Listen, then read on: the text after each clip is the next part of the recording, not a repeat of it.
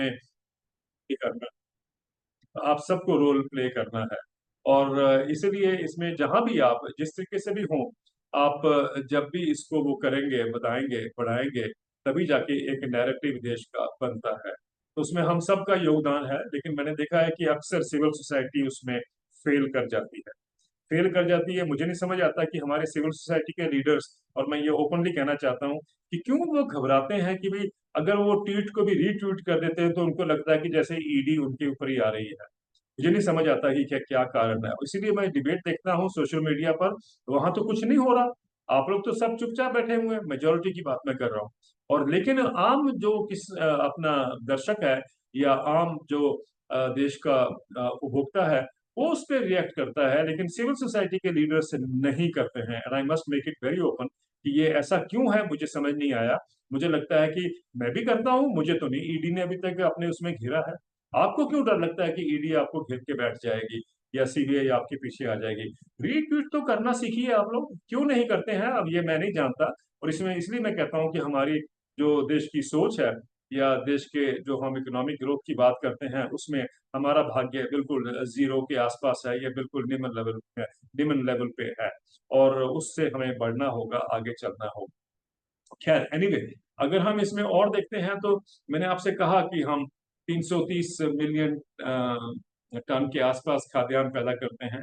तकरीबन हमारा 350 million ton से भी कुछ अधिक हम फ्रूट्स एंड वेजिटेबल्स भी ग्रो करते हैं। लेकिन अमेरिका का एक जोर है जो आप देख रहे हैं, कि वो ये है कि भी भारत अपने डेयरी सेक्टर को भी खोले। अब बड़ी इंटरेस्टिंग बात है कि डेयरी सेक्टर जो भारत का है, वो टॉप पे है इस समय दुनिया के। यानी हम 240 मिलियन टन 240 मिलियन टन के आसपास हम दूध पैदा करते हैं। और अमेरिका जो है वो नंबर 2 स्लॉट पे है, और वो तकरीबन 100 से 100 मिलियन टन से कुछ अधिक वो पैदा करता है।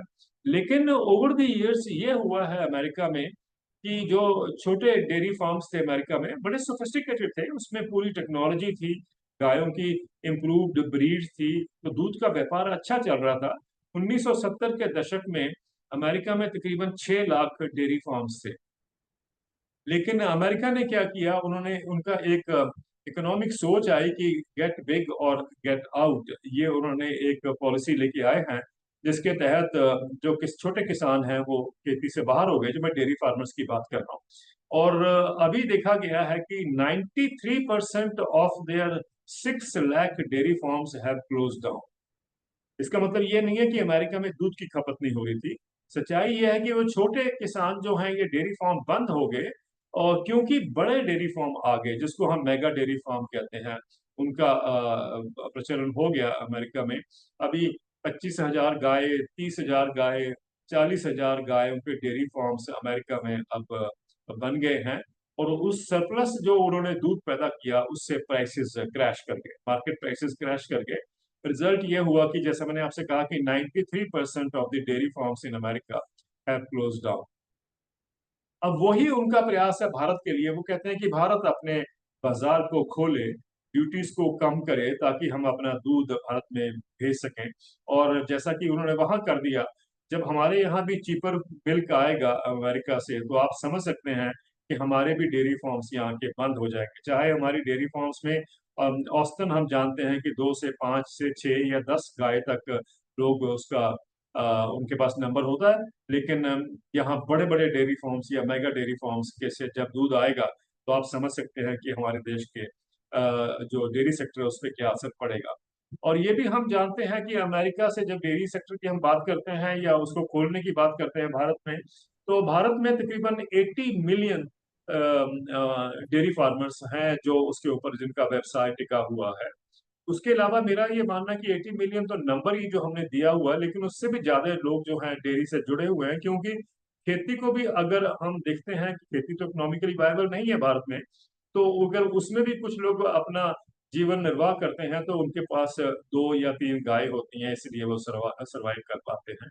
और अगर हम जाने की भी अगर फ्लड ऑफ इम्पोर्ट्स अगर अमेरिका से आने वाले दिनों में आएगा, तो कैसे हमारे जो छोटे डेयरी फार्मर्स हैं वो दे विल बी असाइड। और इसी के साथ हमें ये भी देखना है कि ये पहली बार नहीं है कि भारत के ऊपर ये इनका प्रयास है कि हम अपने बाजार को खोलें। पहले इन्होंने कनाडा पे भी जोर डाला था अमेरिका ने, तो उन्होंने 3-4% की मार्केट खोली थी। फिर इन्होंने अफ्रीका में जोर डाला है अपने दूध को बेचने के लिए, वहां भी नहीं कर सके ये। तो अब इनका भारत पे पूरा जोर है कि हमारा भारत अपना डेयरी के बाजार को खोल दे। और इसी तरीके से फिशरीज की जब हम बात करते हैं तो आप जानते हैं कि श्रिम्प्स का सबसे बड़ा एक्सपोर्टर जो है, या जहां हम एक्सपोर्ट करते हैं, वो अमेरिका है। तो उनको वहां नजर आ रहा है कि भाई ये सेक्टर में अगर हम इनके जो इसको हम अगर ड्यूटीज बढ़ा देते हैं, तो obviously we will be priced out in the American market. तो ये सब अगर मिला जुला आप ये देखते हैं तो आपको समझ आता है कि असर तो पड़ेगा, लेकिन घबराना नहीं है, क्योंकि मुझे लगता है कि हमारे एग्रीकल्चर को बचाने की जरूरत है। हमारे पास तकरीबन 50% देश की जो जनसंख्या है, 140 करोड़ की पॉपुलेशन के अंदर अगर हम देखते हैं 50%, तो तकरीबन 70 करोड़ लोग जो हैं जो खेती से डायरेक्टली इनडायरेक्टली जुड़े हुए हैं, अगर हम परिवार को भी इसमें करते हैं। तो मुझे लगता है कि जिस भी कंट्री में आधी पॉपुलेशन जो है वो खेती पे टिकी हो, तो उसमें किसी भी कंट्री का ये नहीं रह जाता प्रयास कि भाई हम अपने बाजार को खोलें, क्योंकि मैंने हर जगह कहा है कि importing food is importing unemployment. क्योंकि जब सस्ता अनाज बाहर से आएगा, तो हमारे देश के किसान बाहर होंगे खेती से, और वो हमारी जो अनएम्प्लॉयमेंट है वो उससे बढ़ती जाएगी। अभी तो कम से कम अपना जीविका तो वो चला रहे हैं ना, लेकिन जब चीपर इंपोर्ट आएगा तो वो जीविका भी खत्म हो जाएगी। और इसीलिए हमें बड़ा ध्यान देना है इस बात पे कि हम अपने सेक्टर को ना खोलें। और वो मुझे बड़ा अच्छा लगा जब प्रधानमंत्री जी ने कहा है कि हम अपने एग्रीकल्चर, डेयरी और फिशरी सेक्टर को नहीं खोलें। ये यहीं पर से नहीं सम्मिलित है कि मैं आपको, जब पहले एक आरसीईपी की ट्रीटी कुछ साल पहले आई थी। आरसीईपी का मतलब है ये साउथ ईस्ट एशिया के और इन कंट्रीज के 16 देशों की एक ट्रीटी थी, जिसको दुनिया में माना जा रहा था कि one of the biggest treaties globally थी। और उसमें चाइना का, न्यूजीलैंड का और ऑस्ट्रेलिया का प्रयास ये था कि भारत से दूध के लिए बाजार को खोला जाए, क्योंकि आप जानते हैं तीनों कंट्रीज के पास दूध का सरप्लस है, जैसा कि अमेरिका के पास है। उस समय मुझे अच्छा लगा कि हमारे डेयरी सेक्टर ने इतना अपना आर्गुमेंट को बिल्डअप किया कि हमारे प्रधानमंत्री उस ट्रीटी से बाहर निकल आए। ये बहुत बड़ी बात है कि आरसीईपी ट्रीटी इतनी बड़ी ट्रीटी थी, और ऐसे उसको सपोर्ट करने वाले हमारे देश में कई सारे संस्थान मिल जाएंगे। हमारे देश में क्या, सारी दुनिया में ऐसा होता है कि भाई लॉबीज जो है वो काम करती हैं किसी न किसी रूप से। लेकिन उसके बावजूद भी हमारे प्रधानमंत्री आरसीईपी ट्रीटी से बाहर हो गए थे। ये रीजनल कॉम्प्रिहेंसिव इकोनॉमिक पार्टनरशिप की ट्रीटी का नाम था इसका। और ये मुझे लगता है कि उसी को जब मैं देखता हूँ या समझता हूँ, तो मैंने हर जगह कहा है कि भारत के प्रधानमंत्री इतनी हम क्षमता रखते हैं, या इतनी क्षमता वो दिखा सकते हैं कि जैसे आरसीईपी से वो बाहर हुए थे, तो वो अमेरिका को भी अपना असली रूप दिखा सकते हैं। और यही देखा है हमने अभी, जैसे उन्होंने कहा है कि भाई इंडिया एग्रीकल्चर के सेक्टर को नहीं खोलेगा। आगे क्या होता है वो आगे आगे हम देखते जाएंगे। लेकिन एनीवे ये सिचुएशन है अभी जो ट्रम्प के टैरिफ्स के साथ जुड़ी हुई है। और आप देखिए एक छोटा सा कंट्री है, छोटा मतलब साइज में तो नहीं, लेकिन इकोनॉमिकली बहुत ही एक छोटे स्तर पर है एक कंट्री, म्यांमार, बर्मा जिसको हम पहले कहते थे। म्यांमार के ऊपर भी ट्रम्प साहब ने 40% की ड्यूटी लगाई। इसका मतलब है उनको कोई फिक्र नहीं पड़ता कि भाई कंट्री का जो लेवल ऑफ ग्रोथ है वो कितना है, और उसको हमें बचाना है कि उसकी कंट्री की इकोनॉमी ना ध्वस्त हो जाए। लेकिन वो अपने उसमें स्प्री में है कि जो उनको लगता है कि जितनी मैं ड्यूटी बढ़ा सकता हूँ वो बढ़ा सकता हूँ, क्योंकि वो आज सारी दुनिया के मोस्ट पावरफुल पर्सन है। तो यू कांट गेट अवे, ये मेरा मानना है कि अब हो सकता है कि जो ब्रिक्स कंट्री हैं, आप जानते हैं कि जिसमें ये 5 कंट्रीज जो हैं, Brazil, Russia, south Africa and India, ये जो है कंट्रीज, अगर इनका दबाव अभी बिल्डअप होता है, तो अमेरिका की हेजिमनी जो ट्रेड में है वो भी खत्म हो सकती है। तो लेकिन वो तभी हो पाएगा अगर आप लोग सब बोलेंगे ना। अगर आप लोग चुप रहेंगे तो कौन करेगा? तो इसलिए मुझे लगता है कि सबसे बड़ा योगदान ये होता है कि आपको अपनी आवाज को बुलंद करना। और ये मत बोलिए कि साहब ये कॉर्पोरेट मीडिया है जो हमारी बात नहीं करता। आजकल तो मीडिया आपके हाथ में है, आपके हाथ में है, और आप फालतू के व्हाट्सएप और ये फालतू के जो आप फॉरवर्ड करते रहते हैं, अगर उसमें आप ये भी बातें फॉरवर्ड करें, तो मुझे लगता है कि बहुत से जनता को भारत में समझ आएगा कि ये एग्रीकल्चर पे क्यों खतरा एक मंडरा रहा है, ये एग्रीकल्चर किस क्राइसिस से गुजर रहा है और वहाँ क्या क्या करने की जरूरत है।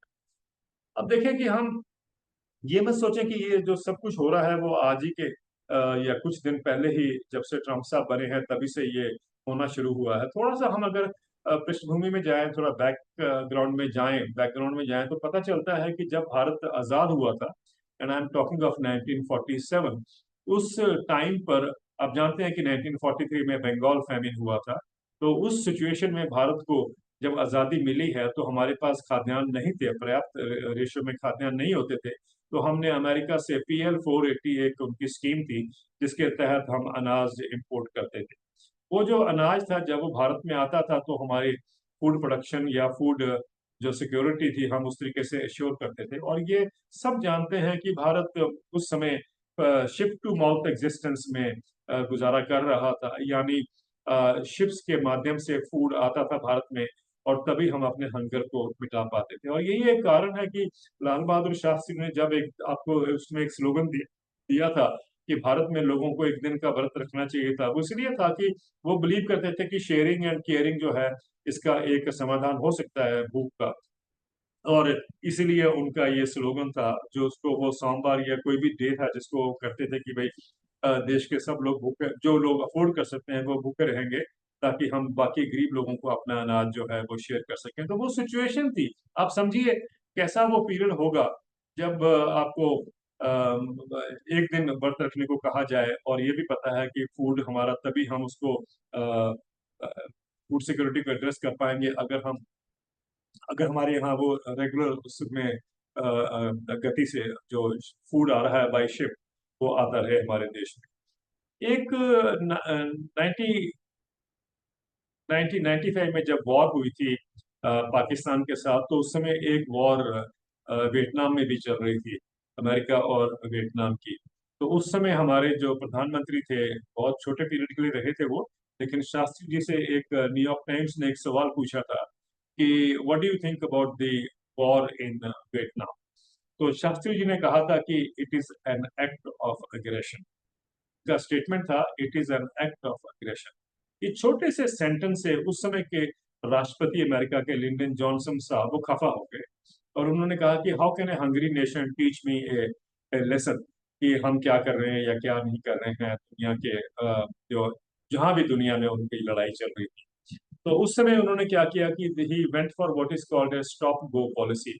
स्टॉप गो पॉलिसी का मतलब ये हुआ कि जब तक भारत अपने घुटने नहीं टेक देता उनके सामने, तब तक वो जो अनाज की अगली जो किस्त थी वो हमें नहीं देते थे।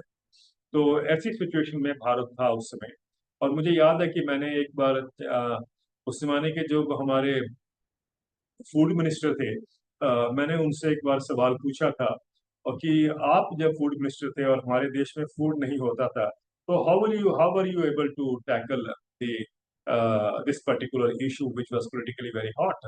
तो उनका ये कहना था कि ये जो भारत रत्न बाद में जिनको मिला है हमारे ग्रीन रेवोल्यूशन के जब टाइम पर मिनिस्टर थे, मैं उनकी बात कर रहा हूँ, मुझे नाम अभी नहीं याद आ रहा।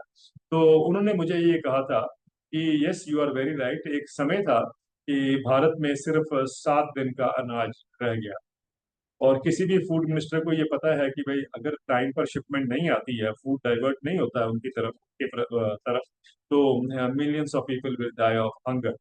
तो उन्होंने कहा कि मैंने एक मीटिंग बुलाई और उस मीटिंग में मैंने अपने ब्यूरोक्रेट्स को ये कहा, जितने भी टॉप एक्सपर्ट्स थे, कि आप आइडेंटिफाई करिए कौन सा जहाज फूड से भरा हुआ है और हमारे नजदीक वो अगर जा रहा है।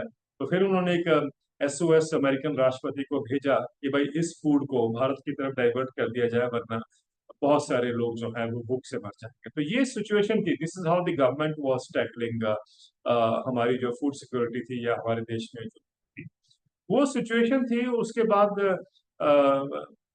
शास्त्री जी चले गए और श्रीमती इंदिरा गांधी प्रधानमंत्री बनती हैं।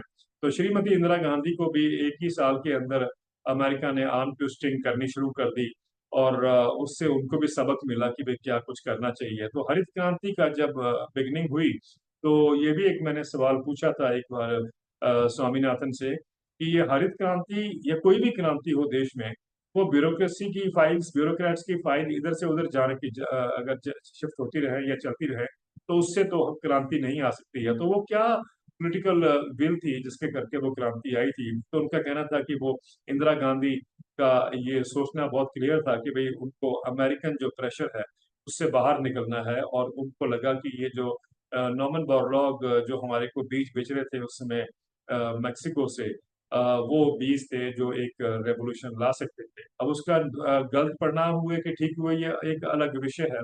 लेकिन ये जरूर हुआ था कि भाई फूड प्रोडक्शन हमारी बढ़ी है, हमने आयात को बंद किया, और आज आप जानते हैं कि we are in net exporter on food front.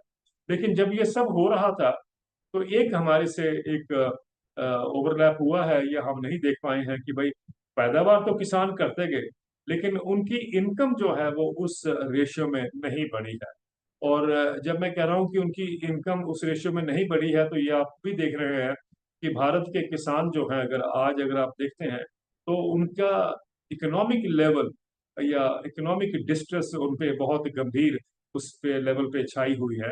और आत्महत्याओं का दौर तो आप जानते ही हैं। 1995 से लेके अभी तक देखे तो हमने हमारे यहाँ पर 4 लाख किसान आत्महत्या कर चुके हैं। लेकिन जो जीवित हैं वो भी, उनकी भी कोई सिचुएशन जो है बड़ी क्या कहते हैं उसको, खुशहाल नहीं है, और वो चिंताजनक है। और उसमें हमें चाहिए कि हम किसान को इनकम अश्योर कर पाए। अभी जब ये 2020-21 में किसानों का जो आंदोलन हुआ था दिल्ली के आसपास, तो उस समय आप जानते हैं कि बहुत बड़ी डिबेट एक छिड़ी थी कि भाई जो 3 कानून सरकार लेके आ रही थी, तो उससे ये मैसेज दिया जा रहा था, जो एक बहुत डोमिनेंट हमारी इकोनॉमिक सोच है कि मार्केट्स जो है वो एक्चुअली किसानों की इनकम का डिसीजन लेंगी। और ये अधिकतर जो हमारे लोग आज हम सुन रहे हैं, वो भी शायद इस बात से एग्री करते होंगे कि भाई मार्केट्स ही है जो किसानों की इनकम को जो है बिल्कुल ठीक इनकम जो है वो एफिशिएंसी के लेवल पर को दे सकती है। लेकिन जब मैंने कहा, ये जब ये आंदोलन चल रहा था, कि दुनिया में एक भी देश नहीं है जहां पर कि मार्केट्स ने किसानों की इनकम को बढ़ाया, या बाजार से किसानों की इनकम बढ़ी हो। चाहे वो अमेरिका है, चाहे वो चाइना है, चाहे वो यूरोपियन यूनियन है, चाहे ऑफ कोर्स भारत है। अभी हाल में ही ओईसीडी की रिपोर्ट आई है, organisation for economic cooperation and development. OECD is the richest trading bloc of the world. इसमें 37 मुल्क हैं। इनकी स्टडी हर साल आती है, जिसको प्रोड्यूसर सब्सिडी इक्विवेलेंट कहते हैं ये। उस स्टडी को अगर आप देखने का प्रयास करें, तो वो 2000 से शुरू हुई है, उससे पहले वो स्टडी नहीं होती थी। तो उन्होंने अभी हाल में बताया है कि जो ग्लोबली 54 मेजर इकोनॉमीज हैं जो एग्रीकल्चर में इंगेज हैं, उसमें सिर्फ भारत एक ऐसा देश है जहां पर किसानों को भगवान भरोसे छोड़ा गया। उस स्टडी में ये कहा गया है कि भाई 3 कंट्री हैं जो नेगेटिव जोन में हैं, वियतनाम, अर्जेंटीना और इंडिया। और वियतनाम और अर्जेंटीना का तो जो एग्रीकल्चर में जो शॉर्टफॉल है वो उनके बजट के माध्यम से कवर अप किया जाता है। लेकिन हमारे देश में तकरीबन 20% घाटे की किसान खेती करता है हर साल। और इसका इसका थोड़ा सा वो, अगर हम एब्सोल्यूट नंबर में जानना चाहें, तो सन 2000 और 2016 के बीच में, यानी 16 साल में भारत के किसानों को 45 लाख करोड़ रुपए का नुकसान हुआ। कभी आपने इस पे सवाल पूछा? मुझे नहीं लगता कि आप लोगों ने कभी ये सवाल पूछा। आप ही लोग क्यों?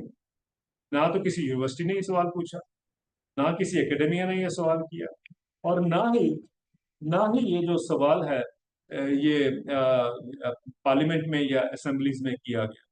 लेकिन हाँ, अगर कॉर्पोरेट का 5 लाख करोड़ भी कहीं घाटा हो गया, तो सब शोर मचाते कि साहब ये तो पॉलिसी पैरालिसिस हो गया है, और इसको इसको हम क्या कहते हैं, इकोनॉमिक स्टिमुलस पैकेज दें, ये दे वो दे, ये सब बातें होनी थी। लेकिन किसानों का जो नुकसान हुआ, आप लोग भी नहीं बोले। मेरा ये बहुत बड़ा सबके ऊपर वो है कि आप भी नहीं समझे कि 45 लाख करोड़ का नुकसान हुआ, कोई नहीं बोला। और अगर अपनी तनख्वाह आ जाती है हमारी एम्प्लॉयज की, तब सब खड़े हो जाते हैं। अब देखिए ना, बाजार को कहा जाता है कि ये एफिशिएंटली किसान को इनकम डिलीवर करेगा। जब ये एम्प्लॉयज की जो पेंशन है, वो जब ओल्ड पेंशन स्कीम से निकालकर न्यू पेंशन स्कीम लाई जाए, तो मार्केट वो ड्रिवन थी, यानी मार्केट के साथ उसका लिंक था। अगर वो इतनी अच्छी ही प्रथा होती मार्केट की, जो प्राइस देने की जो, या इनकम देने की, तो फिर किस एम्प्लॉयज को पेंशन के अतिरिक्त उसमें मामले में क्यों इतना गुस्सा होता कि वो कहते कि ओल्ड पेंशन स्कीम में हमें लेकर जाओ। ओल्ड पेंशन स्कीम, और सरकार ने भी उनकी बात मान ली, ट्वीट करके उन्होंने बता दिया कि साहब हम आपको ओल्ड पेंशन स्कीम ही देंगे, जो आपको पिछला जो आपको पेंशन मिलती थी, वो आधी पेंशन मिलती है, आप जानते हैं, जो लास्ट पे ड्रॉन है, वो आपको मिलती रहेगी। ये देखिए सरकार ने किया, लेकिन किसानों के लिए किया, इसलिए नहीं किया क्योंकि हम लोग नहीं बोले, और ये हमारा फेलियर है।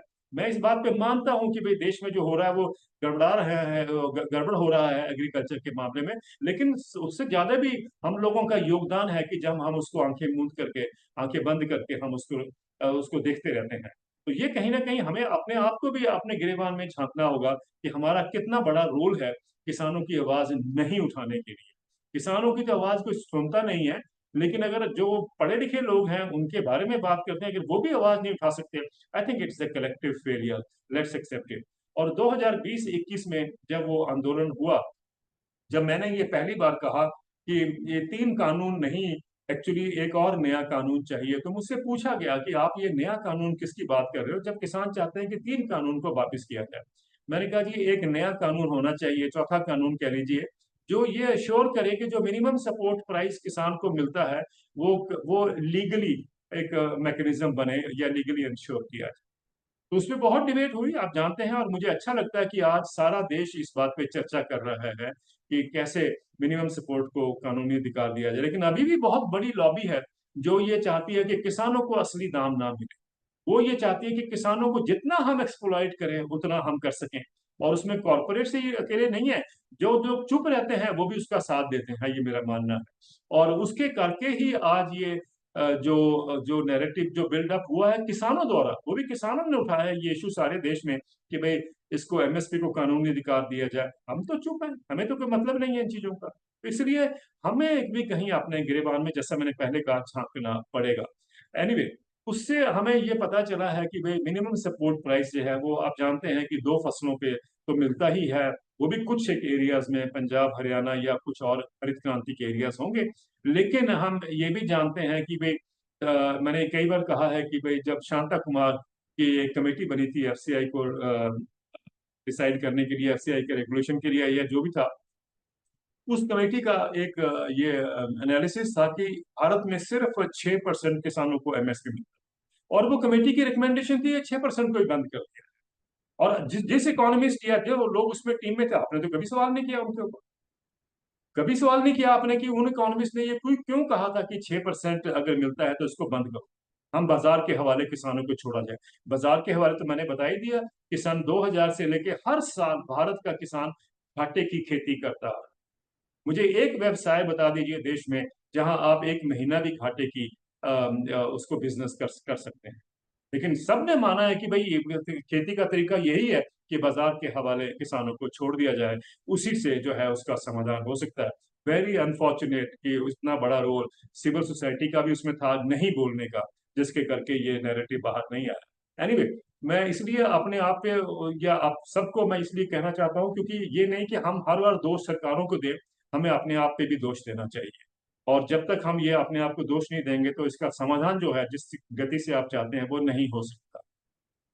अब जब ये सब हो गया है तो हम ये ना भूलें कि पूरी पॉलिसीज रही हैं ओवर द इयर्स कि भाई खेती से लोगों को निकाला जाए। इकोनॉमिक सोच ऐसी बनी है कि जब तक हम खेती से लोगों को निकाल कर शहर में नहीं लेके आएंगे तब तक इकोनॉमिक ग्रोथ नहीं होगी। मेरा ये मानना कि it is a flawed economic thinking.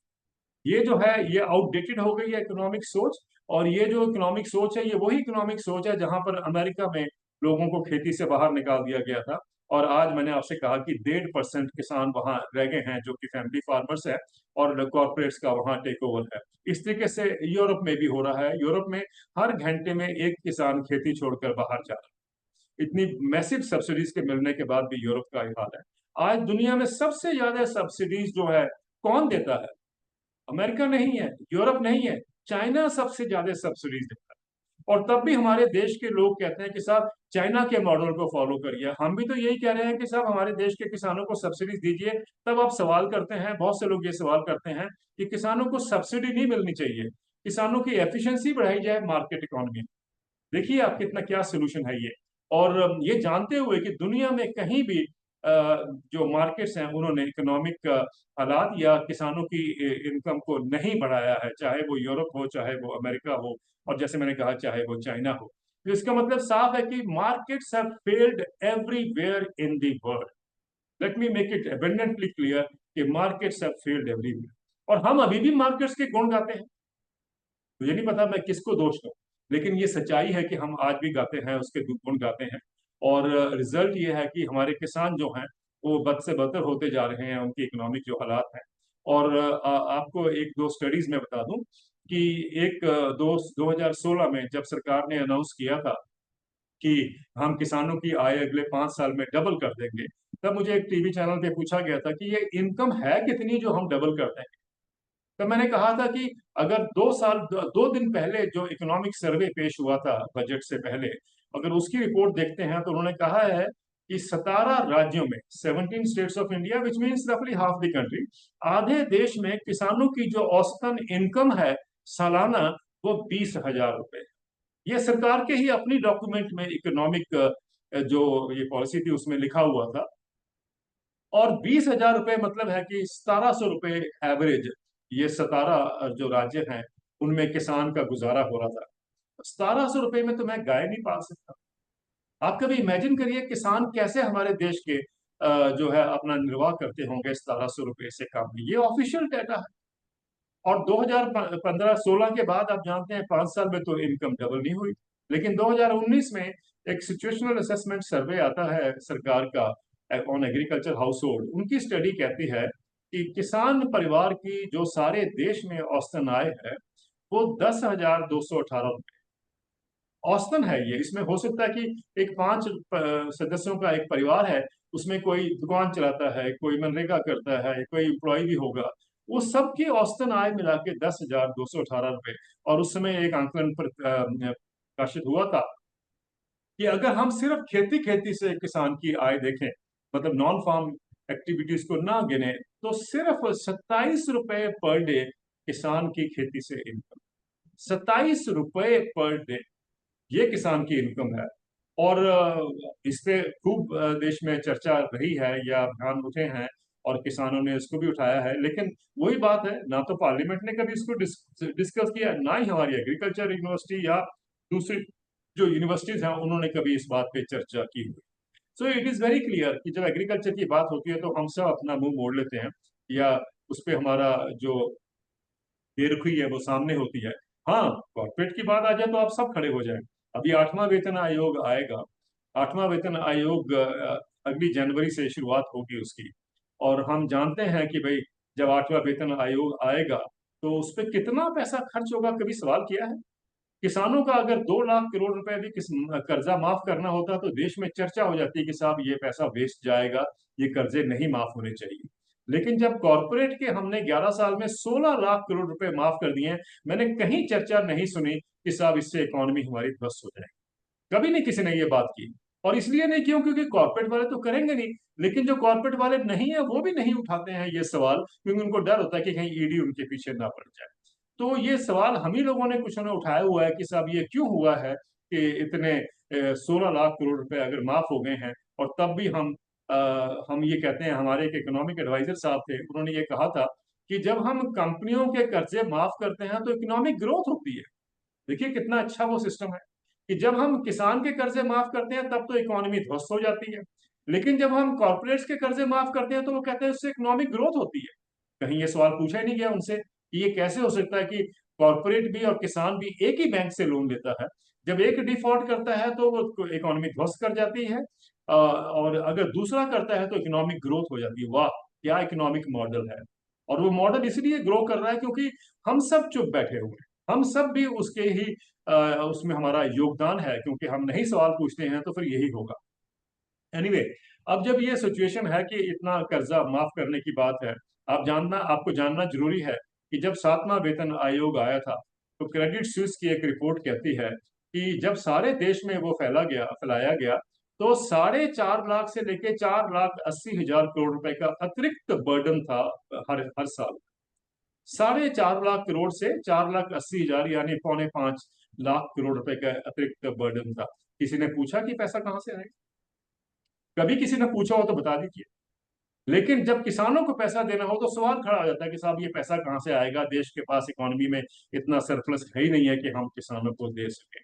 लेकिन जब ये 8वां वेतन आयोग आएगा, अब ये आप सबको भी जानना बहुत जरूरी है, 7वें वेतन आयोग में या उससे पहले भी एक फिटमेंट फैक्टर तैयार किया गया। फिटमेंट फैक्टर यानी वो जो बेसिक पे है 7वें वेतन आयोग की 18,000 रुपए थी, उसको अब कैसे नया जो बेसिक पे बनेगा उसको करने के लिए, तैयार करने के लिए उन्होंने फिटमेंट फैक्टर तैयार किया है, जो 2.8 या 2.7 या इस गति से या इस रेशियो में ग्रो करता है। तो अगर हम उसको इस बार लगाएंगे फिटमेंट फैक्टर, तो आप ये जानिए कि जनवरी में जब ये नया वेतन आयोग आएगा तो 40 से लेके 45,000 रुपए बेसिक सैलरी हो जाएगी पीएन। और आप देखिए कि जो सीनियर ऑफिसर है उनकी उनकी इनकम कैसे बढ़ेगी। किसान को अगर हमने एमएसपी देना हो तो ये कहा जाता है कि साहब बड़े किसानों को छोड़ दीजिए, छोटे किसानों को दीजिए। कभी मैंने ये तो नहीं सुना कभी आज तक कि 8वां वेतन आयोग है वो क्लास 1 और क्लास 2 एम्प्लॉयज को नहीं मिलना चाहिए क्योंकि उनकी सैलरी ऑलरेडी उस रेंज में है कि उनको जरूरत नहीं है, वो सिर्फ छोटे एम्प्लॉयज को मिलना चाहिए। ऐसा तो नहीं होता। पर किसानों के मामले में ऐसा क्यों होता है कि हम हर बार ये कहते हैं कि बड़े किसानों को नहीं मिलना चाहिए, छोटे किसानों को मिलना चाहिए। ये मैं इसलिए कह रहा हूं कि कोई ये जो इनक्वालिटीज हैं इसको हमें समझने का प्रयास करना चाहिए। और अब आप देख रहे हैं कि 1986 में सॉरी अगले 2026 में हमारा 8वां वेतन आयोग आएगा। 10 साल बाद यानी 2036 में 9वां वेतन आयोग आएगा। और 2046 में और 2047 में आप जानते हैं कि विकसित भारत हो जाएगा जो कहा जाता है या सोचा जाता है। 2046 में वो 10वां वेतन आयोग आएगा। 2046 में अगर आप फिटमेंट फैक्टर को उसी तरीके से रेशियो से लगाते हो, और वो हम लगाएंगे, तो आप ये मानिए कि चपरासी की तनख्वाह जो है बेसिक सैलरी अपने 2046 में वो 4 लाख रुपए हो जाए। 4 लाख रुपए। उसमें आप देखें गेहूं का दाम क्या होगा, पैडी का दाम क्या होगा, क्या वो उसी अनुपात में बढ़ेगा? नहीं बढ़ेगा, क्योंकि आप और हम चुप बैठे। मेरा ये कहना है कि अगर देश के जो पॉलिसी मेकर्स हैं बड़ी क्लेवरली उन्होंने एक फिटमेंट फैक्टर डेवलप किया है एम्प्लॉयज की तनख्वाह बनाने के लिए, बढ़ाने के लिए, तो क्यों नहीं हम एग्रीकल्चर में कम से कम एक फिटनेस फैक्टर तैयार कर दें जिसमें किसानों की भी जो दाम है वो उस गति में बढ़े। क्यों नहीं होना चाहिए? मैं सत्य प्रकाश जी से निवेदन करूंगा कि अपने साथियों को बोलिए बनाइए एक फिटनेस फैक्टर। अगर वो अपना फिटमेंट फैक्टर बना सकते हैं, फर्क है दोनों में, फिटमेंट फैक्टर और फिटनेस फैक्टर। आप फिटमेंट फैक्टर उन्होंने बना दिया, क्यों नहीं हम लोग सिविल सोसाइटी एक फिटनेस फैक्टर बना दें जिसमें उसी अनुपात में किसान की जो इनकम है बढ़े। जब 4 लाख रुपए के एम्प्लॉय के बेसिक, चपरासी की बेसिक पे होगी, तो आप देखिए कि देश की इकोनॉमी कैसे और कहाँ ग्रो करेगी या उसके ऊपर कितना बर्डन आएगा। कहीं चर्चा में ये बातें नहीं। मैंने इसलिए आपको बड़ा एक व्यापक चित्र खींचा आपके सामने, क्योंकि जब तक हम बड़े चित्रण को नहीं देखेंगे हमें समझ नहीं आएगा कि एग्रीकल्चर क्यों मार खाता जा रहा है। एग्रीकल्चर में कोई कमी नहीं है। आप ये सोचते होंगे कि एग्रीकल्चर तो it's a gone area, gone subject, ये बातें हम समझते हैं।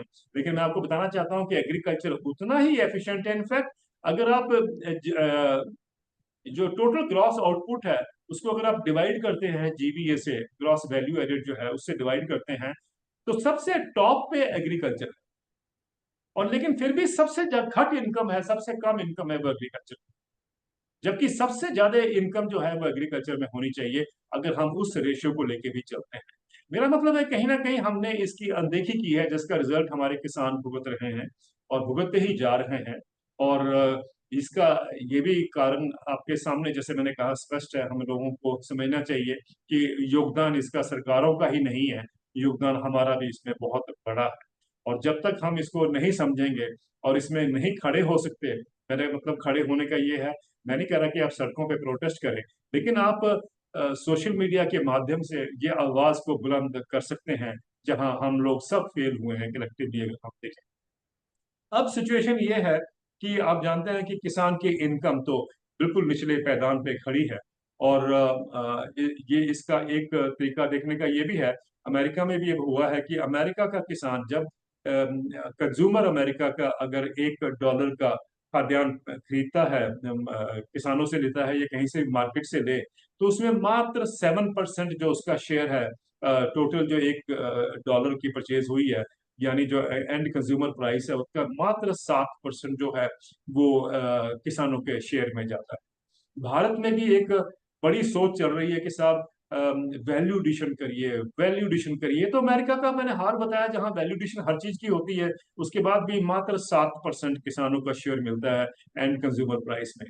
भारत में भी इसी गति से अगर हम देखते हैं तो एंड कंज्यूमर प्राइस में किसानों का शेयर बहुत कम है। और जब जो लोग वैल्यू एडिशन की बात करते हैं वो बेसिकली बिजनेस स्कूल है, मैनेजमेंट स्कूल है। और मैं कई बार गया हूँ मैनेजमेंट स्कूल और बिजनेस स्कूल में, जब मैं देखता हूँ कि उनकी, जब मैं स्टडीज देखना चाहता हूँ कि वैल्यू एडिशन वाली, तो मैं पूछता हूँ कि आपने इसमें ट्रांसपोर्टर का कितना शेयर है, बता दिया आपने, इसमें रिटेलर का कितना शेयर है उस इनकम का, बता दिया, लेकिन आपने ये नहीं बताया कि किसान का कितना शेयर है। तो मुझे कई जगह बोला गया, अरे सर हम तो वो बताना आपको भूल गए। मतलब वो किसानों का शेयर कितना है उस वैल्यू चेन में ये बताना ही भूल गए हैं। आप देख लीजिए किस तरीके से ये प्रोपेगेंडा बनाया जाता है और हम सब उसको मानते हैं। तो कहीं ना कहीं मुझे लगता है कि हमारे को एक रीथिंकिंग करने की जरूरत है। इकोनॉमिक सोच के हिसाब से भी अगर हम चलते हैं, उसको भी सोचिए, उसको आस्ते आस्ते करके उसको डिसाइफर करें और प्रयास करें समझने का कि इसका क्या मतलब है। और उसके साथ ही अगर हम ये भी देखना शुरू करें कि क्या एक तरीका हो सकता है जो इंडिया एज ए कंट्री उसको एक दुनिया, देश में और दुनिया में एक एक रास्ता दिखाए कि भाई किसानों की इनकम कैसे अश्योर्ड या गारंटेड इनकम मिल सकती है। और आप ये मत सोचो कि दुनिया के किसानों को इससे कोई फर्क नहीं पड़ता कि उनको गारंटेड इनकम मिल रही है कि नहीं मिल रही है। मुझे याद है 1970 के दशक में जब जिम कार्बर जिम क्या नाम था उनका, जो अमेरिकन राष्ट्रपति थे, तो उनके समय पर एक बहुत बड़ा प्रदर्शन अमेरिका में हुआ था, ट्रैक्टर वाला प्रदर्शन। वो 3 महीने वॉशिंगटन डीसी में किसान ट्रैक्टर का हजारों ट्रैक्टर लेके आए थे, प्रोटेस्ट किया था। उनकी डिमांड थी कि किसानों को इनकम पैरिटी, यानी वो जिमी कार्टर साहब थे प्रेसिडेंट उसमें, उनकी डिमांड थी कि भाई किसानों को गारंटीड प्राइस मिले, जिसको कि अमेरिका की भाषा में कहते हैं कि इनकम पैरिटी मिले। और आप देखिए उसके इतने सालों बाद भारत में जो 2020-21 में जो आंदोलन हुआ था, उसमें भी किसान गारंटीड इनकम मांग, तो अमेरिका में भी गारंटीड इनकम मांगी थी किसानों ने, वो नहीं मिली उनको। और आज देख लीजिए अमेरिका की बैंकरप्सी का लेवल मैंने आपको बता ही दिया। और भारत में भी हमारे किसान गारंटीड इनकम कर रहे हैं, लेकिन क्योंकि आप नहीं बोलते हैं तो हमारे देश की जो इकोनॉमिक सोच है वो ये कहती है कि गारंटीड इनकम नहीं मिलनी चाहिए, इनको मार्केट के हवाले कर दिया जाए। एम्प्लॉयज को तो मार्केट के हवाले हम नहीं करना चाहते, उसको हम निकाल रहे हैं उधर से। लेकिन किसानों के लिए तो वो एम्प्लॉयज जिन्होंने खुद अपनी ओल्ड पेंशन स्कीम में चले गए हैं, वो भी नहीं बोलते, वो भी नहीं बोलते, क्योंकि आप ही नहीं बोलते तो वो क्यों बोलेंगे। तो मेरा कहने का मतलब ये है कि अगर हम लोग सब बोलना शुरू करें, जब आप अब ये बात करें कि भाई किसानों, सॉरी, एम्प्लॉयज को ओल्ड पेंशन स्कीम में लेके जाना चाहिए, तो कभी ये भी सवाल पूछ लीजिए कि किसान को गारंटेड इनकम क्यों नहीं मिलनी चाहिए अगर उनको गारंटेड पेंशन मिल सकती है। नहीं पूछते। हाँ,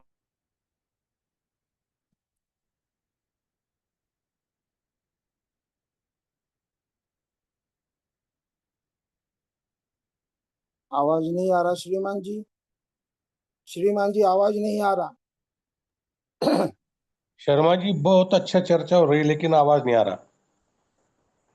मैं कंट्रोल कर रहा हूं। मैं कृपया शांत रहें। शर्मा जी आपका आवाज नहीं आ रहा। शर्मा जी आपका आवाज नहीं आ रहा है।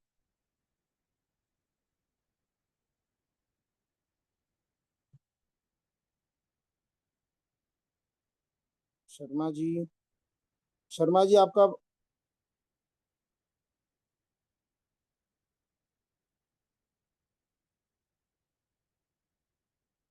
अभिषेक जी, अभिषेक जी, जी मैं शर्मा जी। चेक कर रहा हूँ, मैं चेक कर रहा हूँ, चेक। ठीक है, ठीक है, धन्यवाद, धन्यवाद। आ, सभी का धन्यवाद। आज की शांति बहुत अच्छी लगी। और जिन्हें कुछ प्रश्न करना है तो आप हैंड रेज कर दीजिए, जिन्हें प्रश्न करना है। और सिर्फ प्रश्न ही करना है, 9:30 पे कार्यक्रम समाप्त हो जाएगा। नहीं करना है, चर्चा या कोई उद्बोधन नहीं देना है। जी, आदरणीय देवेंद्र जी। जी। जी, अभी आपका आवाज बीच में चला गया था। जो आपके उद्बोधन का जो बचा हुआ हिस्सा है उसको आप रख दीजिए, फिर इसके बाद जो भी साथियों के प्रश्न होंगे उसको ले लिया जाएगा। नहीं, मेरे यहाँ लाइट चली गई है, तो मैं जी माफी माता चाहता हूँ। मुझे लगता है कि बहुत सी बातें हमने कर ली हैं। मुझे लगता है कि अगर हम इसी के ऊपर सवाल जवाब कर लें तो बड़ा अच्छा रहेगा, क्योंकि अंधेरे में बैठकर ये बातें करना थोड़ा सा अजीब लगता है मुझे भी। जी जी। आचार्य जी।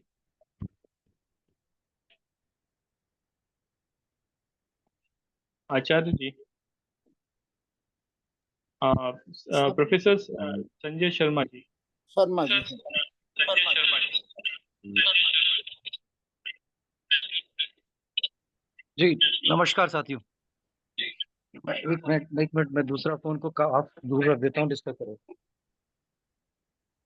जी मैं बहुत ही सारगर्भित अपने देवेंद्र भाई का प्रेजेंटेशन रहा। In fact as I was saying in the beginning we were looking forward to his arrival on the scene. बहुत समय से आपकी प्रतीक्षा थी देवेंद्र भैया। वसुते भैया तो लगातार भिवानी और उससे पहले से भी विभिन्न कार्यक्रमों में आप निमंत्रण देते रहे। मैं उसका साक्षी रहा हूँ, चूंकि कई बार जिम्मेवारी साझा की गई उसमें। सो ग्रेट आपका great I mean to have you with us. और बहुत सुंदर लेक्चर है, आपने बिल्कुल तथ्यों को चीर फाड़ करके, मैं इसी शब्दों में ही बोल रहा हूँ, कोई त्रुटि हुई तो क्षमा कीजिए, आप सबके सम्मुख रखा है। तो यहाँ पे जो ग्रुप उसके लिए मेरा बस यही वन है, task is cut out. Task clear है क्या करना है। आचार्य जी और अभिषेक भैया और सभी साथियों के सम्मुख टास्क बहुत क्लियर है। हमें बस ये तय करना चाहिए कि देवेंद्र भैया तो हमें इन्फॉर्मेशन दे रहे हैं, योद्धाओं को कहाँ पे अपने आप को किस तरह पंक्तिबद्ध करना है, ये हमारे सम्मुख प्रस्तुत है। रेस्ट इज अपॉन अस, जो कि हम सेपरेट एक मीटिंग में चर्चा करेंगे कि इसका फॉलो अप कैसे किया जाए। धन्यवाद बहुत बहुत देवेंद्र शर्मा जी, बहुत बहुत धन्यवाद sir. Thank you. Thank you sir. अन्य व्यक्ति क्वेश्चन के लिए और बंधु? नमस्कार, मैं कुछ बोल सकता हूँ? नहीं, सिर्फ प्रश्न करना है, बोलना नहीं है, प्रश्न करना है। प्रश्न पूछ सकता हूँ? अरे प्रश्न जी पूछिए। जी जी। ये पर कैपिटा इनकम मतलब किसान हो या जो कुछ हो, अगर हम इसी कैलकुलेशन के ऊपर चलेंगे तो समस्या है, या इसमें कुछ अलग हिसाब लगाया जाए तो सॉल्यूशन निकल सकता है? ये मेरा प्रश्न है। मैंने आपसे तो ये सारा जो बैकग्राउंड में बातें जो बताई हैं, उसमें मेरा ये कहने का था कि भाई, अगर किसान की इनकम जो है वो आज सबसे निचले पायदान पे आज खड़ी है, वो इसलिए है क्योंकि हमने वो जो स्ट्रक्चर बनाया है जिसमें हमने ये सोचा कि एग्रीकल्चर को मार्केट के हवाले छोड़ा जाए, और वो मार्केट के जो सिस्टम से वो चल रहा है उसके अनुकूल जो किसान को इनकम मिल रही है वो उस लेवल पे मिल रही है। और वो मैंने आपको बताया कि भाई 10,218 रुपए अगर मंथली किसान की इनकम है, तो उसमें हमें क्या करना चाहिए कि वो इनकम एक पैरिटी के लेवल पर आए। ये सबसे मुख्य सवाल है। तो वो सवाल तो हम कलेक्टिवली सोचें कि भाई क्या कर सकते हैं हम। एम्प्लॉयज को तो वेतन आयोग मिल गया, लेकिन किसान का जो है उसकी वेतन का वो कैसे अश्योर करें, कैसे उसको गारंटी करें। मुझे लगता है कि ये चैलेंज हमारे सामने है और इसको हमें समझना चाहिए। और ये ना हम सोचें कि नहीं, आप किसी किसान को जानते हैं या वो किसान किसी के कार खड़ी है उसके घर के सामने, तो आप सोचे देखो जी किसान के घर में कार है तो ये तो बहुत ज्यादा इसकी इनकम होगी। ये सोच जो है ये हमारे को जानबूझकर डाली गई थी कि किसान मतलब है कि वो गंदा कुर्ता उसका होना चाहिए, उसकी धोती गंदी होनी चाहिए, जुत्ती फटी होनी चाहिए।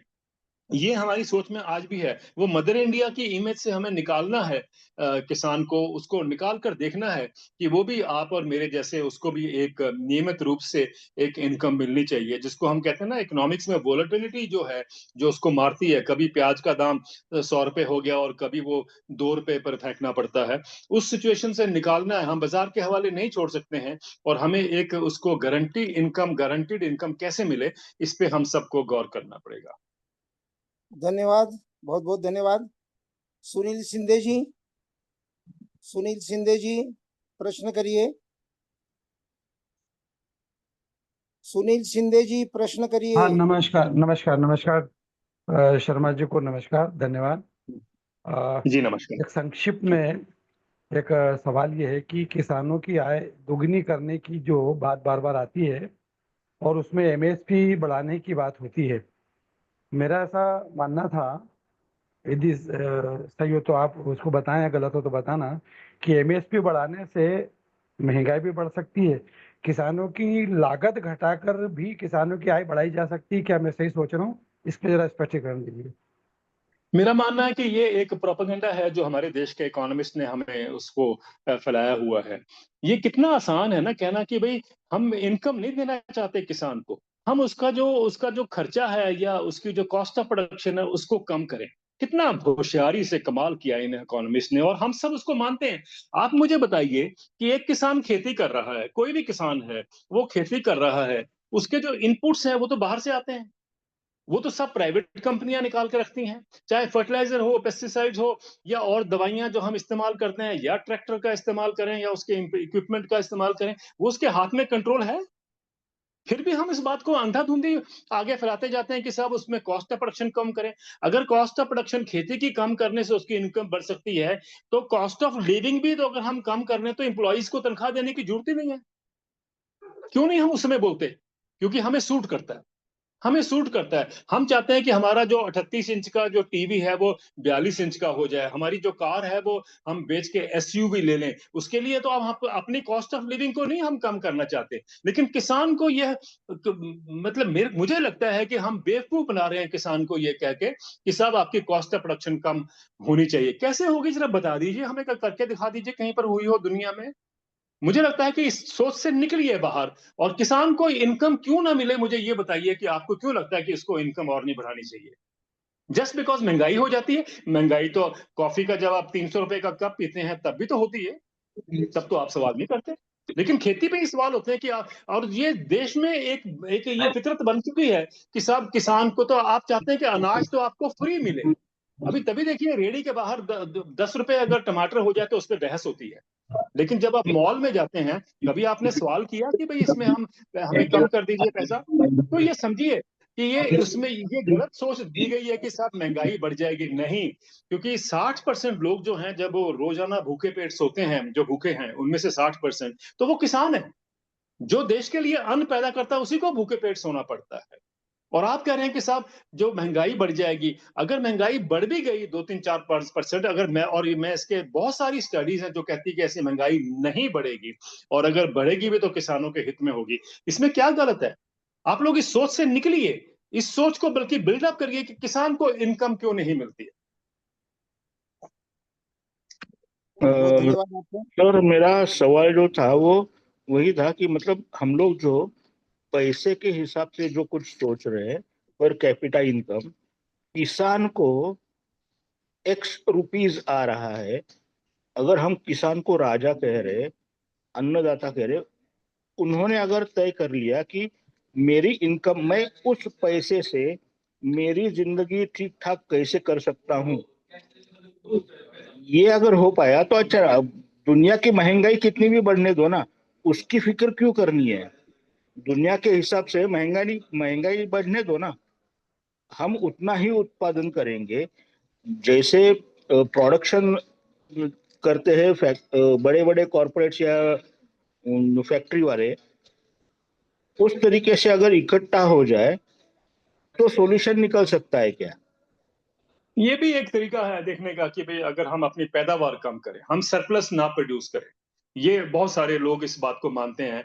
तब ताकि सरकार को समझ आए कि क्यों जरूरत है एग्रीकल्चर की, तो उसमें इनकम बढ़ेगी किसान की, मैं मानता हूं। लेकिन इसको ऑर्गेनाइज करना देश के लेवल पे बहुत मुश्किल है, क्योंकि छोटा किसान है, उसका तो प्रयास यही है कि रोजाना का जो दो वक्त की रोटी है उसको नसीब हो जाए, तो इसलिए उसका स्ट्रगल वहां पर है। हम वो भी समझने का प्रयास करें। मुझे लगता है कि ये जो हमें आज तक इकोनॉमिस्ट ने बताया है उससे हम बाहर निकले, और प्रयास ये करें कि भाई किसानों की इनकम हम किस तरीके से बढ़ा सकते हैं। और मेरा मानना है कि एमएसपी को कानूनी अधिकार देना, 23 फसलों पे अगर हम एमएसपी को फिक्स कर देते हैं तो वो एक बहुत बड़ा इसका एक स्टेप होगा कि किसान की इनकम उस बढ़ोतरी की तरफ आगे जाए।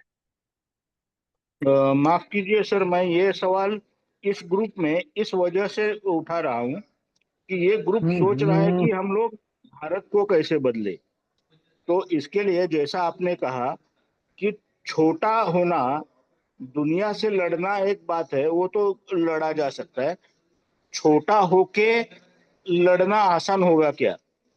किसानी करना और अपनी अपनी जरूरतें बाकी पूरी करना, ये अगर छोटे छोटे लेवल पे हो जाए, इसलिए मैंने ये सवाल उठाया। मैं तो मेरा बाकी मेरा सबमिशन आपके बाकी सामने ये है कि हम किसान को ज्यादा वो एडवाइस ना करें कि भाई कैसे करना है। हम अपना रोल सोचें कि भाई अगर चपरासी की तनख्वाह भी बढ़ सकती है तो मुझे बताइए किसान की इनकम क्यों नहीं बढ़ सकती। इस तरीके से सोचिए ना। क्यों हम ये सोच रहे हैं कि किसान अपनी इनकम में गुजारा कर ले। अगर वो 10,218 रुपए अगर उसकी औसतन आय है पर मंथ, तो उसमें गुजारा वो करना सीखे। ये तो गलत है ना। और हमारी इनकम बढ़ती जाए उसको तो हम अपलॉड करते हैं, लेकिन अगर उनकी इनकम जो है थोड़ी सी बढ़ जाए तो हमें तकलीफ होनी शुरू हो जाती है। मुझे लगता है कि मैंने एक आर्टिकल लिखा था, वो आपको जानना या कभी आपको मौका मिले देखिए। मैंने फूड इन्फ्लेशन पे लिखा था। मेरा कहना है कि जो जिस तरीके से फूड कंज्यूमर बास्केट जो है हमारी कंज्यूमर सीपीआई जो है जो इंडेक्स है, उसमें अगर हम देखते हैं तो फूड का शेयर 45% का रखा गया है। वो गलत है।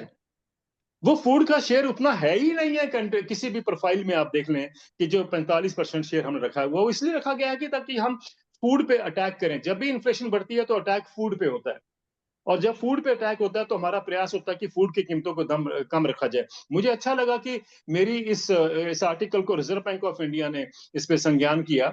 और उसके बाद उससे पहले इकोनॉमिक जो हमारा क्या कहते हैं एडवाइजर का जो महकमा है मिनिस्ट्री ऑफ फाइनेंस में, उन्होंने गौर किया। उन्होंने ये माना कि हमें जो इन्फ्लेशन है, रियल इन्फ्लेशन में एग्रीकल्चर को बाहर कर देना चाहिए। आई एम ग्लैड कि ये बात तो चली आगे, क्योंकि हम लोग तो सारे यही मानते हैं कि क्योंकि हमारे माइंड में डाल दिया गया है ये फूड जो है इसके करके आपका सारा बजट खराब हो जाता है। आप मुझे बताइए कि आलू प्याज से 5 ट्रिलियन इकोनॉमी हिल जाती है।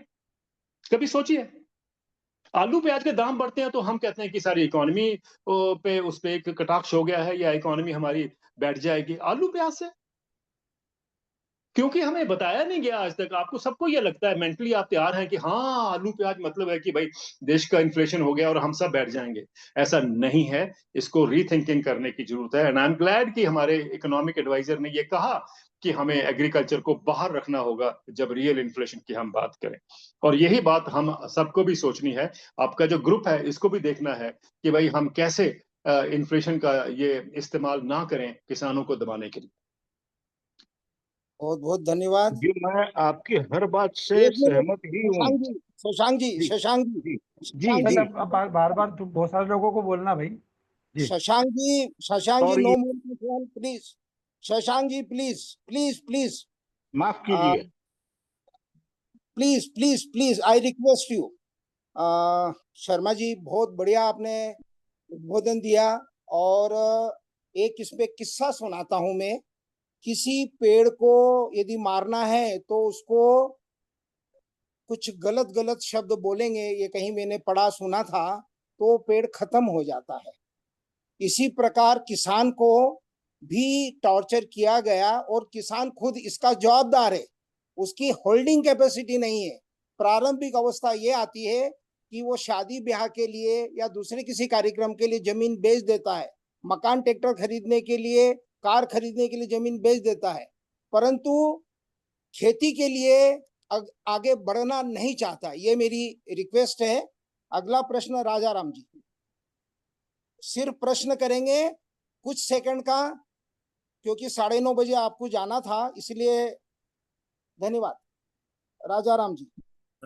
देवेंद्र जी, ये जो वे एड की बात कर रहे हैं, what could be the further things for us in view of MSP you have discuss, or can the subsidy will be some alternative, and we to prakriti and food adulteration, can we go toward a paramparic system? इसमें because you being expert may say few words. आपने कई सवाल पूछे हैं इस छोटे सवाल में। उसमें देखिए, ये तो मैं आपको स्पष्ट कर दूं कि भाई ऑल्टरनेटिव कहाँ जाना चाहिए वो एक अलग विषय है। उससे इनकम नहीं बढ़ेगी। ये सोचना कि भाई अगर हम एग्रो इकोलॉजी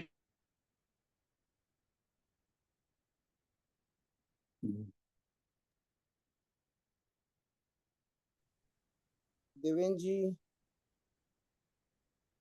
देवेंद्र शर्मा जी, अभिषेक भाई। नहीं है दुनिया भर में सिवाय किसान की इनकम को अश्योर करना कि ये इसको इतना मिलेगा ही मिलेगा। और इसमें कोई घबराने की जरूरत नहीं है। ये जब सबके साथ हो सकता है, जब 8वां वेतन आयोग होगा तब नहीं इन्फ्लेशन बढ़ेगी, जब आएगा तो तभी तो इन्फ्लेशन बढ़ेगी, लेकिन उसकी बात नहीं हम करते हैं। किसान के 2 रुपए बढ़ा दीजिए, देखो कितना हंगामा होता है कि साहब इन्फ्लेशन बढ़ गई। मेरा सबमिशन ये है कि हम लोग इसको, जैसे आपने कहा ना, क्या रीथिंकिंग करें, वही रीथिंकिंग के मैंने आपको कुछ सुझाव दिए थे और मैं अभी भी उसको रिपीट करने का कोई फायदा नहीं है, लेकिन वही मैं बात कर रहा हूं कि हम ये सोचें कि किसान को भी कैसे एक श्योर्ड इनकम मिले। और क्या कारण है कि दुनिया में किसान जो है वो एक ही सेक्टर है फार्मिंग का जिसमें जानबूझकर हमने ये एश्योर किया कि भाई किसान को एक गारंटीड इनकम ना मिले, चाहे वो अमेरिका है, चाहे यूरोप है, चाहे भारत है। अब देखिए, पिछले साल 6 महीने शुरुआत के इतने प्रोटेस्ट हुए यूरोप में, 24 कंट्रीज में प्रोटेस्ट हुए हैं। उसमें एक जो कॉमन लड़ी थी वो ये थी कि हमें गारंटीड इनकम मिले। तो गारंटीड इनकम दुनिया के सारे किसान मांग रहे हैं। हाँ, जो खेती में नहीं है वो इस बात से तकलीफ उनको होती है जब किसान गारंटीड प्राइस मांगता है। सॉरी, ये बात मैं स्पष्ट कर दूं, और मुझे लगता है कि अगर आप लोग या हम लोग सब मिलकर इस बात पे सोचें कि किसान का उत्थान भी हमारे जैसे एक अश्योर्ड इनकम, हर महीने उसको पता है कि मेरे पास इतना आएगा, तभी मैंने कहा था कि एमएसपी को कानूनी अधिकार बनाइए। सब्सिडीज की बात मैं बता दूं आपको कि एग्रीकल्चर में तो हम सब्सिडीज की बात करते हैं, लेकिन बाकी जगह पे हम सब्सिडीज की बात नहीं करते हैं। वहां हम उसको इंसेंटिव कहते हैं, उसी सब्सिडी को हम इंसेंटिव फॉर ग्रोथ कह देते हैं। तो आप लोग सब उसको मान लेते हो।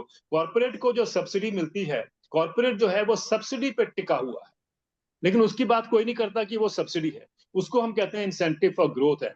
किसान की सब्सिडी का जो सोच है या प्रारूप है वो टेम्परेरी है, और उसको हमें नहीं चाहिए। हमें एक परमानेंट सोल्यूशन चाहिए अब खेती की तरफ। 75 साल तो हमें हो गया ये सब बातें करते हुए, अब क्या उसका समाधान हो सकता है जो कि परमानेंट हो, उसकी तरफ हमें बढ़ना चाहिए। तो मैं चाहूंगा कि हमारे ग्रुप में इस पे रीथिंकिंग हो, दोबारा सोचें, दोबारा बैठें, कोई बात नहीं, आप भी अपना एनालिसिस करिए और उसको हम बाद में देखें कि कैसे इसको एड्रेस किया जा सकता है।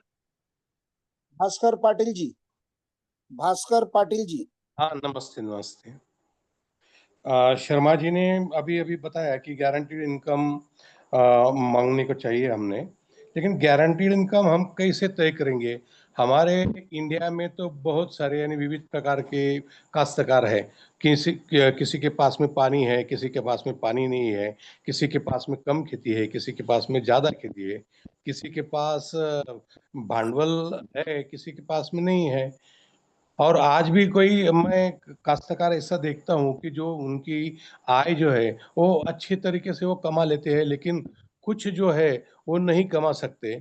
ये तो कैसे क्या हल होगा, इसके संदर्भ में मुझे पूछना था। जो आपने ये बात कही है कि भाई there is a variability in farming systems, ये तो सब मानते हैं। ये भी मानते हैं कि कहीं सूखा है, कहीं पहाड़ है, ये सब बातें भी है। लेकिन जो सिंपल सा एक तरीका, कहीं तो शुरुआत करेंगे। अब एमएसपी जो है भारत में 23 फसलों पे अनाउंस किया जाता है, जिसमें से मैंने आपसे पहले कहा कि 2 फसलें तो हम खरीदते ही हैं और उसके अलावा थोड़ा सा पल्सेस वगैरह भी खरीदते हैं। लेकिन आज भी पार्लियामेंट में अगर हम देखें, लास्ट जो स्टेटमेंट पेश की थी मंत्री जी ने, उन्होंने कहा था कि 14% किसानों को एमएसपी मिलता है देश में, सिर्फ 14%। वो 6% से जो उसका शांता कुमार कमेटी का था, अब बढ़ के 14% हो गया है। तो मेरा कहना है कि ये हम अगर 100% किसानों को हम हिट करना चाहते हैं, तो 23 की 23 फसलों पर अगर हम एमएसपी एश्योर करते हैं तो वो that is a first step. फिर उसमें हम देखें कि कहाँ कमी रह गई है, उसको कैसे फिलअप किया जाए, that will be the second step. लेकिन अगर हम पहला कदम ही ना लें और इस बात में रह जाएं कि साहब वो तो बड़ी उनकी वेरिएबिलिटी है, ये तो बड़ा अलग अलग तरीके से किसान आते हैं, तब तो हम इसका समाधान नहीं चाहते हैं। सच्चाई ये है कि हम दिल में हम ही नहीं चाहते कि किसान की इनकम बढ़े। ये वैसे ही है जैसे सवाल उठाया जाता है कि साहब ट्रैक्टर पे किसान आते हैं, 2-2 लाख रुपए का म्यूजिक सिस्टम लेके चलते हैं। कोई कहता है कि यार शादियों में बड़ा खर्चा करते हैं, कोई कहता है साहब दारू पी के बहुत इस पे दारू पे खर्चा होता है। मेरा तो ये मानना है कि किसान ही नहीं है जो दारू पी के मर जाता है। कभी अब सुना आपने कि जो हमारे ब्यूरोक्रेट्स हैं वो दारू पी के मर गए हों, या हमारे पत्रकार दारू पी के मर गए हों, या उनके इकोनॉमिक हालात खराब हो जाएं? ये एक अगेन ये ढंडोरा पीटा जाता है कि साहब वो खर्चा बहुत ज्यादा करता है। भाई वो भी तो उसी समाज में रहता है, किसान भी तो उसी समाज में रहता है, उसके भी तो बच्चे, अगर उसके बच्चों के क्लास फेलोज की शादी अच्छी हो रही है तो बच्चा ये नहीं चाहेगा कि उसकी भी शादी अच्छी हो। तभी तो हम कहते हैं कि एक अश्योर्ड इनकम की बात हम करें। जब तक आप और हम इस बात पर नहीं क्लियर होंगे कि किसान को अश्योर्ड इनकम चाहिए, मुझे नहीं लगता कभी हम ऐसे किसान की उन्नति देख सकें जिस उन्नति को हम देखना चाहते हैं।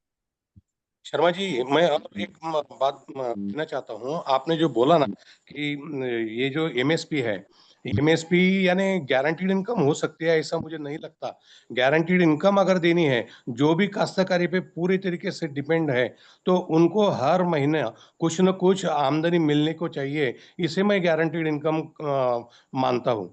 आप जो कह रहे हैं वो कि जब मैंने 15 साल, एक मिनट, जब मैंने 15 साल पहले पहली बार ये कहा कि किसान को डायरेक्ट इनकम सपोर्ट मिलनी चाहिए, तो पहले तो किसान नेताओं ने और उसके बाद देश के इकोनॉमिस्ट ने मेरे पे अटैक किया कि साहब ये मार्केट इकोनॉमी में ये कैसे हो सकता है कि भाई एक सरकार के खजाने से किसानों को पैसा दिया गया। ये मेरे पे कहा गया, बहुत कुछ कहा गया, पर मैं लगातार ये बोलता रहा कि वैसे ही हो सकता है जैसे कॉर्पोरेट को किया जाता है।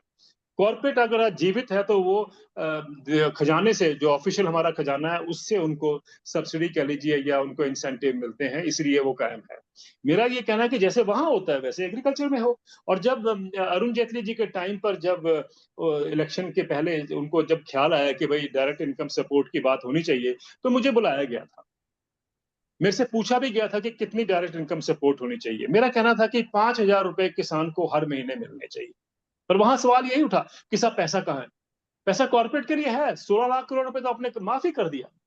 अभी देखिए हाल में क्या हुआ है कि एक हमारे इंडस्ट्रियलिस्ट हैं रिलायंस के अनिल अंबानी जी, उनकी एक कंपनी ने कर्जा लिया 49,000 करोड़ का, 49,000 करोड़ के उसमें से 450 या 465 करोड़ तो उन्होंने वापिस कर दिए, बाकी सब राइट ऑफ हो गया, जिसको हेयर कट कहते हैं।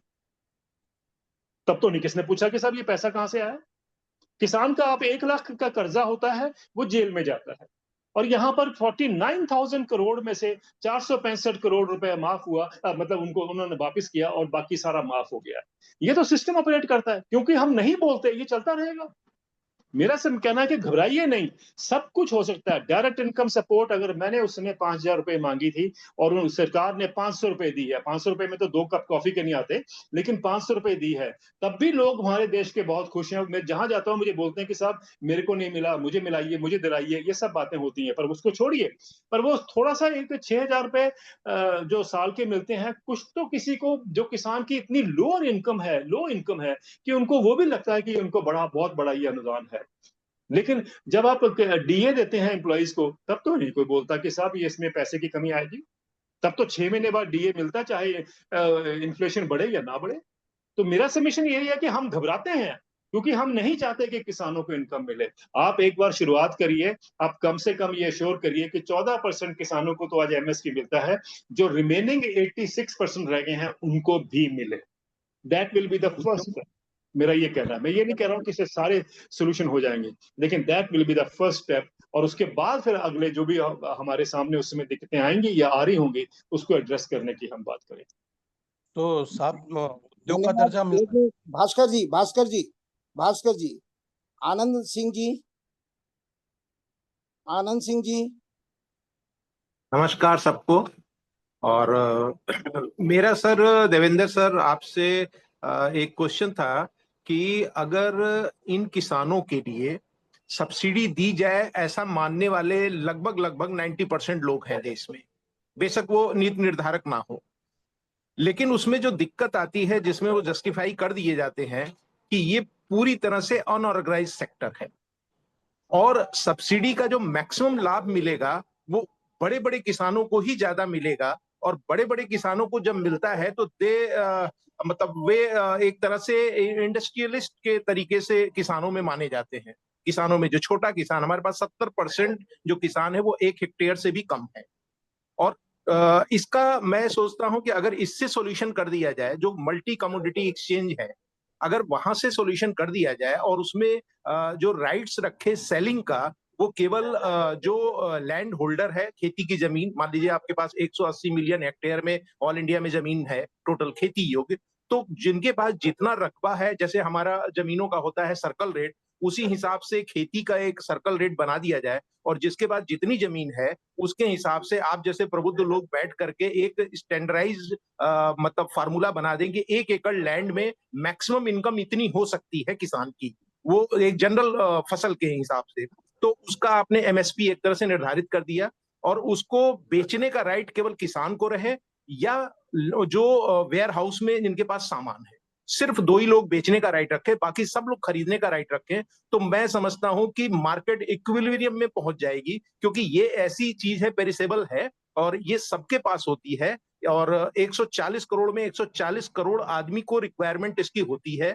तो इस वजह से शायद ये इंडस्ट्रीज तो नहीं बन सकती है, लेकिन इस तरीके से इसको संभाला जा सकता है, मल्टी कमोडिटी एक्सचेंज और प्लस लैंड का पूरा वर्गीकरण करके और लैंड का पैसा निर्धारित करके कि 1 एकड़ में मिनिमम आपको क्या मिलेगी, और जो 1 एकड़ से छोटे 70% किसान हैं उनके लिए एफपीओ जो बनाए गए हैं उनमें एक एग्रीकल्चर डिपार्टमेंट का इतना एक्सपेंशन होना चाहिए कि उनको ट्रेनिंग दी जाए कि जो छोटे किसान है वो अपनी खेती उतनी अच्छी तरीके से नहीं कर पाते हैं कि वो उस स्टैंडर्ड को लें, तो वो एफपीओस के थ्रू अपने लैंड को दे करके और उससे उतने पैसे वो जैसे बटाई पे होता है उस तरीके से वो उसमें अपने को वो कर दें और उसका जो प्राइस है वो मल्टी कमोडिटी एक्सचेंज में निर्धारित हो जाए कि भाई मिनिमम इतना पैसा मिलेगा। ये कुछ एक मैकेनिज्म है, क्योंकि कृषि क्षेत्र में अकाउंटेबिलिटी नहीं रह गई है, इसी वजह से प्रॉब्लम आती है कि फायदा एक गमले में उगा के लोग 10-10 लाख रुपए कमा लेते हैं और 10 बीघे खेत वाला जो है वो मजदूरी करके अपना पेट पालता है। तो ये जो इम्पेरिसिलिटी है, तो इसको इसी वजह से शायद ये एग्रीकल्चर हमेशा अछूता रह जाता है, इसका बड़ा क्रिटिकल मैकेनिज्म है। सर आप अपना कुछ राय दें, बस मेरी। देखिए ये बहुत एक लिमिटेड वे में ये इस आर्गुमेंट को बहुत जगह फ्लैश किया गया है और हमें जो समझने की बात ये है कि भाई हम ये सोचते हैं कि कमोडिटी ट्रेडिंग से किसान की इनकम जो है वो बढ़ जाएगी, फ्यूचर ट्रेडिंग या कमोडिटी एक्सचेंज की हम बात करते हैं, लेकिन रियलिटी ये है कि ये दुनिया में नहीं हुआ है। और मैं आपको उसमें एक उदाहरण देना चाहता हूँ कि और वो उसमें वैल्यूडेशन की बात भी आ जाती है कि जब हम बात करते हैं कि भाई चॉकलेट या कोकोआ बीन्स की अगर हम बात करें तो ये अक्सर कहा जाता है कि साहब वैल्यूडेशन करिए और कोकोआ बीन्स की इनकम जो है बढ़ जाएगी। अब देखिए कि दुनिया में जो चॉकलेट का व्यापार है या टर्नओवर है वो $200 बिलियन का है, मिलियन नहीं बिलियन डॉलर का है। और लेकिन जो उसके ग्रोअर्स हैं जो कोकोआ बीन्स लगाते हैं अफ्रीका में या लैटिन अमेरिका में, उनको जो इनकम मिलती है, एक कोकोआ बैरोमीटर स्टडी आती है हर 2 साल के बाद सिविल सोसाइटी की, अगर हम उसको देखें तो वो कहता है कि किसान को जो इनकम मिलती है कोकोआ ग्रोअर को, वो जितनी एक कॉफी का एक बार होती है, अगर 100 रुपए एवरेज है अगर एक कॉफी के बार की, तो वो कहते हैं कि मेजोरिटी जो फार्मर्स हैं वो 100 रुपए से नीचे में गुजारा करते हैं। और ये जितनी भी कोकोआ बीन्स हैं ये सारी फ्यूचर ट्रेडिंग होती है या कमोडिटी ट्रेडिंग होती है, वहां कोई एमएसपी नहीं है, वहां कोई एपीएमसी नहीं है। एमएसपी होनी चाहिए, एमएसपी होनी चाहिए, एक मिनट सुन रहे हैं ना, मैं आपसे यही अर्ज कर रहा हूँ कि वहां कोई एमएसपी नहीं है। आप तो कह रहे हैं कि एमएसपी होनी चाहिए, लोग बहुत सारे कहते हैं कि एमएसपी नहीं होनी चाहिए, तो मैं आपको जवाब दे रहा हूँ वो उस एंगल से आप सोचिए कि मैं ये कह रहा हूँ कि अगर एमएसपी वहां होती तो शायद जो आज कोकोआ बीन्स के या कॉफी ग्रोअर्स का भी वही हाल है, तो उनका सोल्यूशन बेहतर होता, उनके इकोनॉमिक हालात अच्छे होते, ये मैं कह रहा हूँ आपसे। लेकिन कमोडिटी ट्रेडिंग से वो नहीं हो पाया क्योंकि वहां पर तो कमोडिटी, और इवन ए फाइनेंशियल टाइम्स जैसी अखबार जो कि सिर्फ है ही इंडस्ट्री की, उनका एक आर्टिकल बड़ा स्पष्ट करता है एडिटोरियल, जो कहता है कि भाई कमोडिटी ट्रेडिंग या सारा कुछ इसमें फेल हो गया। तो वो कहते हैं कोई नई चीज का हम इसमें प्रयास करें। तो जब हम इसका अध्ययन करेंगे, पूरी मैं हर एक बात तो अभी नहीं कर सकता, तो उसमें ये होता है। अच्छा, फिर एक सोल्यूशन जो सर और भी फेंका जाता है कि साहब एफपीओ तो देश में फेल हो गए। अगर आप एफपीओ देखें तो मेरा मानना यह है कि मैंने अभी नाबार्ड के चेयरमैन से भी बात की थी कि साहब एफपीओ तो आपके 5% से ज्यादा तो सारे बाकी फेल है। वो आपको हैरानगी होगी, वो मानते हैं खुद, ऑफिशियली नहीं कहते, वो अदरवाइज मानते हैं कि वो एफपीओस फेल हो गए। स्टार्टअप्स की बात देख लीजिए तो 2% स्टार्टअप्स एग्रीकल्चर में अभी तक कामयाब हुए। तो ये हमारे को ये जो फेंके जाते हैं ना ये सब सोल्यूशन, हम कभी सोचते नहीं है, हम ये विश्वास कर लेते हैं कि हेडलाइन देख ली पढ़ ली हमने तो ये सोल्यूशन होगा। नहीं है वो सोल्यूशन। और मुझे लगता है कि इसका सोल्यूशन एक ही है कि आप किसानों को एक गारंटी करिए कि उसको ये इनकम मिलनी चाहिए। घबराइए नहीं, उसमें परम्यूटेशन कॉम्बिनेशन हो सकता है कि हम शुरू में पूरा ना कर सकें, लेकिन आस्ते आस्ते हर एक चीज परफेक्ट होती जाती है, वो भी हो जाएगी। घबराते क्यों हम इस बात से? लेकिन कहीं शुरुआत तो करें। लेकिन ये जो हेज बनाई हेजिंग की जाती है कमोडिटी ट्रेडिंग के उसके माध्यम से, that has not even worked in America sir. वहां तो हर किसान जो है वो शिकागो के एक्सचेंज के ऊपर जुड़ा हुआ है, वहां पर भी नहीं ये काम किया। तो मैं ये कह रहा हूं कि जब वहां नहीं काम किया, जब मैंने आपको बताया कि अमेरिकन किसान जो है उसके पास तो कंप्यूटर भी है, उसके पास तो स्टॉक मार्केट भी है, कमोडिटी मार्केट भी है, और उसके पास तो दुनिया का सारा वो देख सकता है कि भाई कहां पर क्या हो रहा है। उसके बावजूद भी मैंने कहा आपको कि आज जो उनकी बैंकरप्सी है वो एक भयंकर लेवल पे चली गई है। क्यों चली गई है? अगर ये सब कुछ अच्छा होता तो किसान का तो समाधान हो जाना चाहिए था।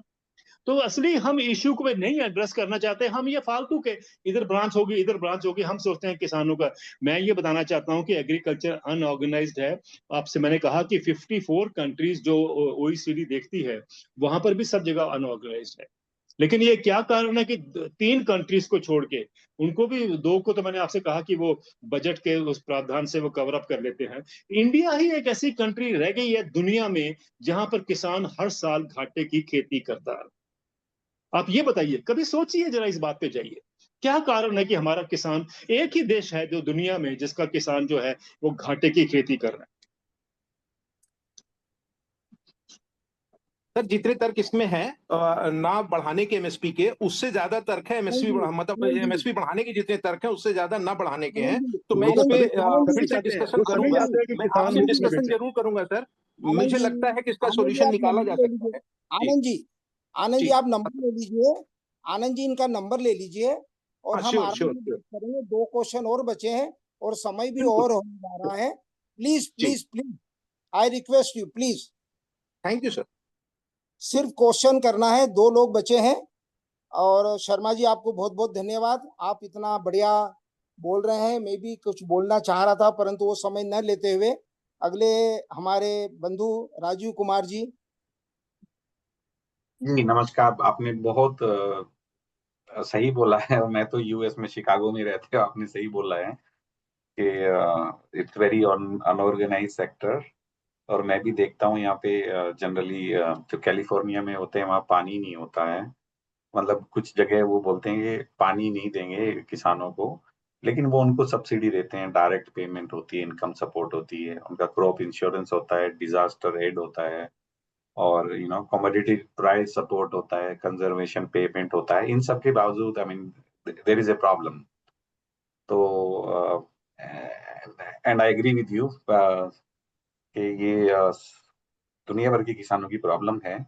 तो मेरा एक क्वेश्चन था सर, ये गांव स्तर पे जो जैविक और प्राकृतिक खेती अपनाने में सबसे बड़ी प्रॉब्लम क्या है इंडिया में? क्योंकि अ, एक कॉस्ट, एक तो मुझे लगता है कि जो आपने बोला कि सोच बदलनी पड़ेगी, क्योंकि हम लोग जो है ऑर्गेनिक ऑर्गेनिक खाना है, बट वो दुगना प्राइस हो जाता है, तो वो डायरेक्टली हम लोग लेते नहीं। मैं भी जाता हूँ तो 2 बार ले सकता हूँ, तीसरी बार नहीं ले सकता। तो वो आपकी बहुत सही बात है, बट इंडिया में ये ऑर्गेनिक हो रही है, बट वो इतनी नहीं हो रही है। और दूसरा एमएसपी व्यवस्था को, नीतिगत ढांचा, इन जो नीतियों को काम करने में मददगार हो सकता है या नहीं। फ्री फ्री मनी देने का तो मैं सपोर्टर नहीं हूँ, but I think MSP can work. Thank you. Sir, thank you very much. I must tell you that last fortnight I was delivering the keynote address at a SARC conference in Bhutan. And my topic was how to, exactly ये नहीं था, लेकिन मतलब उसमें ये था कि भाई एग्रो इकोलॉजी को हम कैसे साउथ एशिया में प्रमोट कर सकते हैं। तो अगर सार्क जैसी ऑर्गेनाइजेशन भी इस बात पे गौर कर रही है, तो I think the message is quite clear कि एग्रो इकोलॉजी को देखा जा रहा है एज ए ट्रांसफॉर्मेशन जो दुनिया को मूव करना है, and this is in the context of climate change and all the other activities जो हम जानते हैं। और मेरा ये भी मानना है सर कि जो एग्रो इकोलॉजी है वो जिस गति से वो ग्रो कर रही है, इस टाइम पर ग्लोबली भी, अमेरिका में भी और भारत में भी सबसे टॉप की जो ग्रोथ हो रही है वो ऑर्गेनिक प्रोड्यूस की हो रही है। जो अवेलेबिलिटी फूड की बात कर रहा हूं मैं, वो हो रही है, विच इज क्वाइट रिमार्केबल। और ये हमें जानना जरूरी है कि भी लोगों का इस तरह फोकस बढ़ता जा रहा है। मेरा एक चीज और भी कहना है, जो मैंने वहां भी कहा था सार्क की कॉन्फ्रेंस में, कि ग्रीन रेवोल्यूशन जो था वो किसानों के कंधे पर हुआ था, लेकिन जो नेक्स्ट फूड रेवोल्यूशन होगा वो कंज्यूमर के कंधों पे होगा। अगर कंज्यूमर अगर सेफ फूड और हेल्दी फूड डिमांड करेगा तो किसानों के पास कोई ऑप्शन नहीं रह जाएगा, उनको वो प्रोड्यूस करना पड़ेगा। सो आई थिंक कंज्यूमर्स का बहुत बड़ा रोल होगा। और अगर ये नहीं हो पाता तो I think consumers have to blame themselves, कि वो नहीं इतनी आवाज बुलंद कर पाए कि वो किसानों को मजबूर करें कि भाई आप ऑर्गेनिक ग्रो करिए। दुनिया का सबसे बड़ा जो एग्रो इकोलॉजिकल मॉडल है वो आंध्र प्रदेश में है। और आंध्र प्रदेश में community manage natural farming system जो चल रहा है, जो कि गवर्नमेंट सपोर्टेड है, उसमें अभी ऑलरेडी 8 लाख किसान केमिकल खेती से नॉन केमिकल खेती में चले गए हैं। और वहां पर पैदावार कम नहीं हुई, प्रोडक्टिविटी कम नहीं हुई। ये डाटा बड़ा इंटरेस्टिंग है, उनका देखने वाला है। और आंध्र प्रदेश जो है उसमें तकरीबन 60 लाख किसान हैं। और उनका ये जो टारगेट है वो ये है कि 2030 या 32 तक वो सारे के सारे 60 लाख किसानों को नॉन केमिकल में कन्वर्ट कर देंगे। तो there are efforts happening everywhere in the world. पर उसमें एक कमी है कि वो आप उसको मार्केट्स के हवाले फिर छोड़ देते हैं प्राइस को। मुझे लगता है कि नहीं, अब टाइम आ गया है कि हम चाहे हम इकोसिस्टम सर्विसेज को अप्रोच करें या उसके माध्यम से प्राइसेस डिस्कस बनाएं, लेकिन हमें करना पड़ेगा। और ये एक चाहे वो कितना भी अनपॉपुलर हो, इस बात को हमें प्रमोट करना पड़ेगा कि किसानों को एक गारंटीड इनकम तो मिलनी चाहिए। इसलिए मेरा ये हर जगह प्रयास रहता है कि मैं ये बात क्लैरिफाई कर सकूं या एक तरह के लोगों को स्पष्ट कर पाऊं कि आपने बाकी सब जो बातें आपने की हैं या कर रहे हैं, आप मतलब सभी लोग की बात कर रहा हूं, तो वो परमुटेशन कॉम्बिनेशन हमने 75 साल में करके देख लिया। अभी तक तो कुछ नहीं उसका फायदा हुआ, ना अमेरिका में, ना यूरोप में, ना इंडिया में। And the solution forward is, ठीक है, सब्सिडी। मेरे मानना कि subsidy as I said earlier की टेम्पररी वो एक तरीका है। और जो ओईसीडी की स्टडी है उसने ये सब कुछ कैलकुलेट किया है। 2024 की जो उनकी स्टडी है उसने सब कुछ कैलकुलेट किया है कि कितनी income by way of subsidy किसानों को मिलती है। वो सब कैलकुलेट करके वो बता रहे हैं। हमारे यहाँ लोग मानते हैं कि किसानों को बहुत सारी सब्सिडीज मिलती हैं, इस स्कीम में, उस स्कीम में, ये सब बातें सोचते हैं। लेकिन रियलिटी ये है कि वो ओईसीडी की स्टडी बताती है, उन सब चीजों के बावजूद भी Indian farmer is the only farmer among the 54 major economies जो घाटे की खेती कर रहा है। इट इज बिफोर अस, वो स्टडी तो हमारे सामने है और वो रिचेस्ट ट्रेडिंग ब्लॉक ने की है।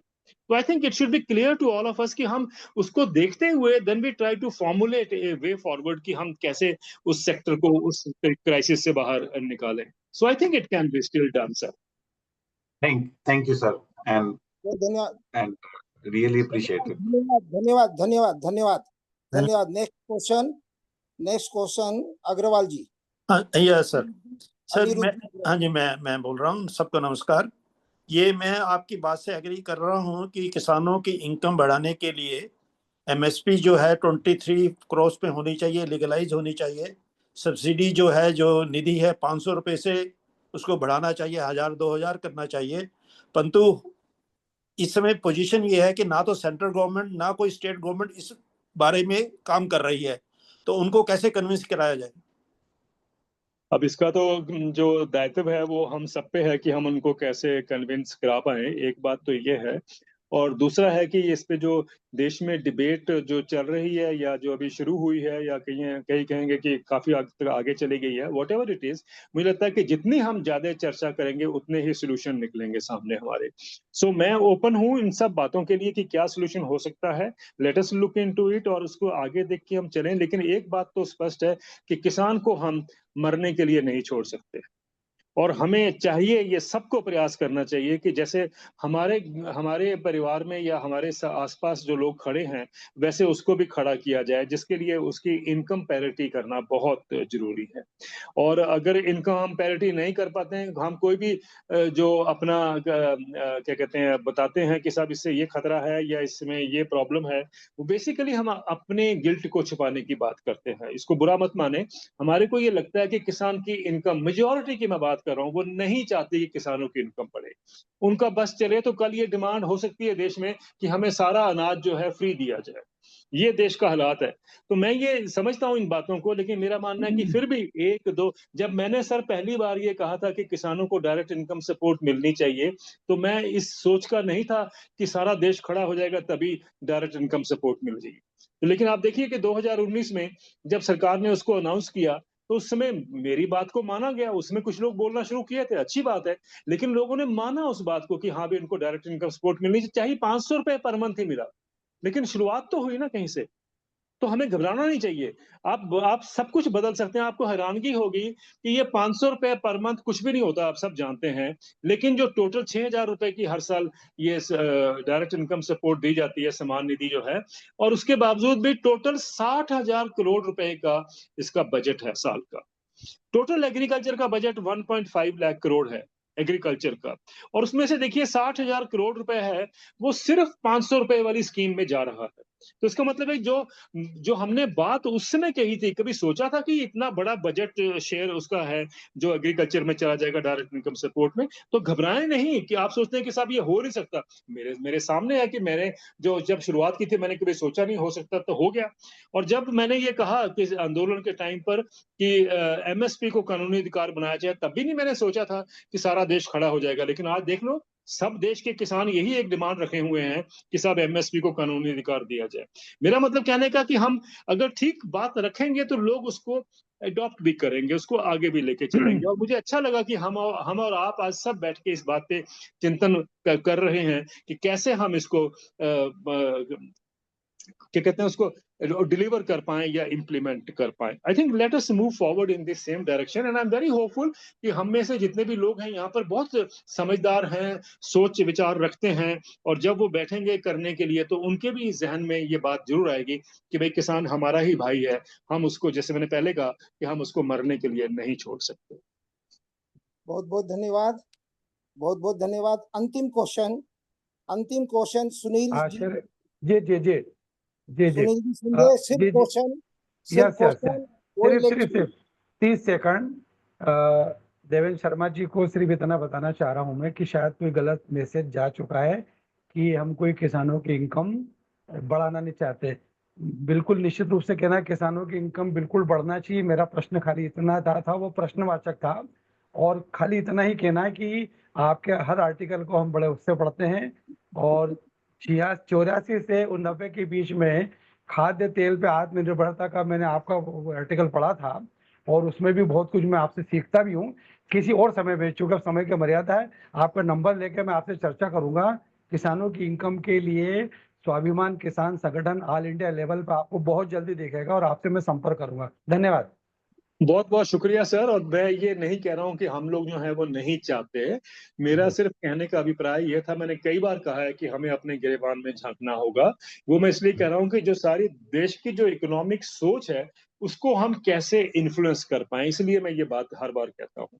मेरा कहीं किसी का वो अभिप्राय नहीं है कि भाई हम नहीं चाहते हैं। मुझे मालूम है कि अक्सर जब मैं बात करता हूँ तो लोग ये मानते हैं कि भाई किसान की ये दशा इतनी दुर्दशा इतनी क्यों वो है, गंभीर है, तो उससे हमें निकालना है उसको, और वो हम सब प्रयास करेंगे। मैं जाते जाते आपको एक बात कह सकता हूँ कि सुप्रीम कोर्ट ने एक हाई पावर्ड कमेटी का गठन किया है जिसका मैं मेंबर हूँ, और उसमें एक मुख्य सवाल ये है कि किसानों की इनकम को कैसे अश्योर किया जा सकता है या नहीं करना चाहिए। जो भी है, मैं इसमें अभी ये नहीं बता सकता आपको कि हम लोग क्या काम कर रहे हैं उसमें, लेकिन हम जितने भी उसमें विचार आते हैं या जितने भी उसमें सोल्यूशन आगे दिए जाते हैं या देना चाहते हैं कुछ लोग, तो प्लीज आप हमें दीजिए।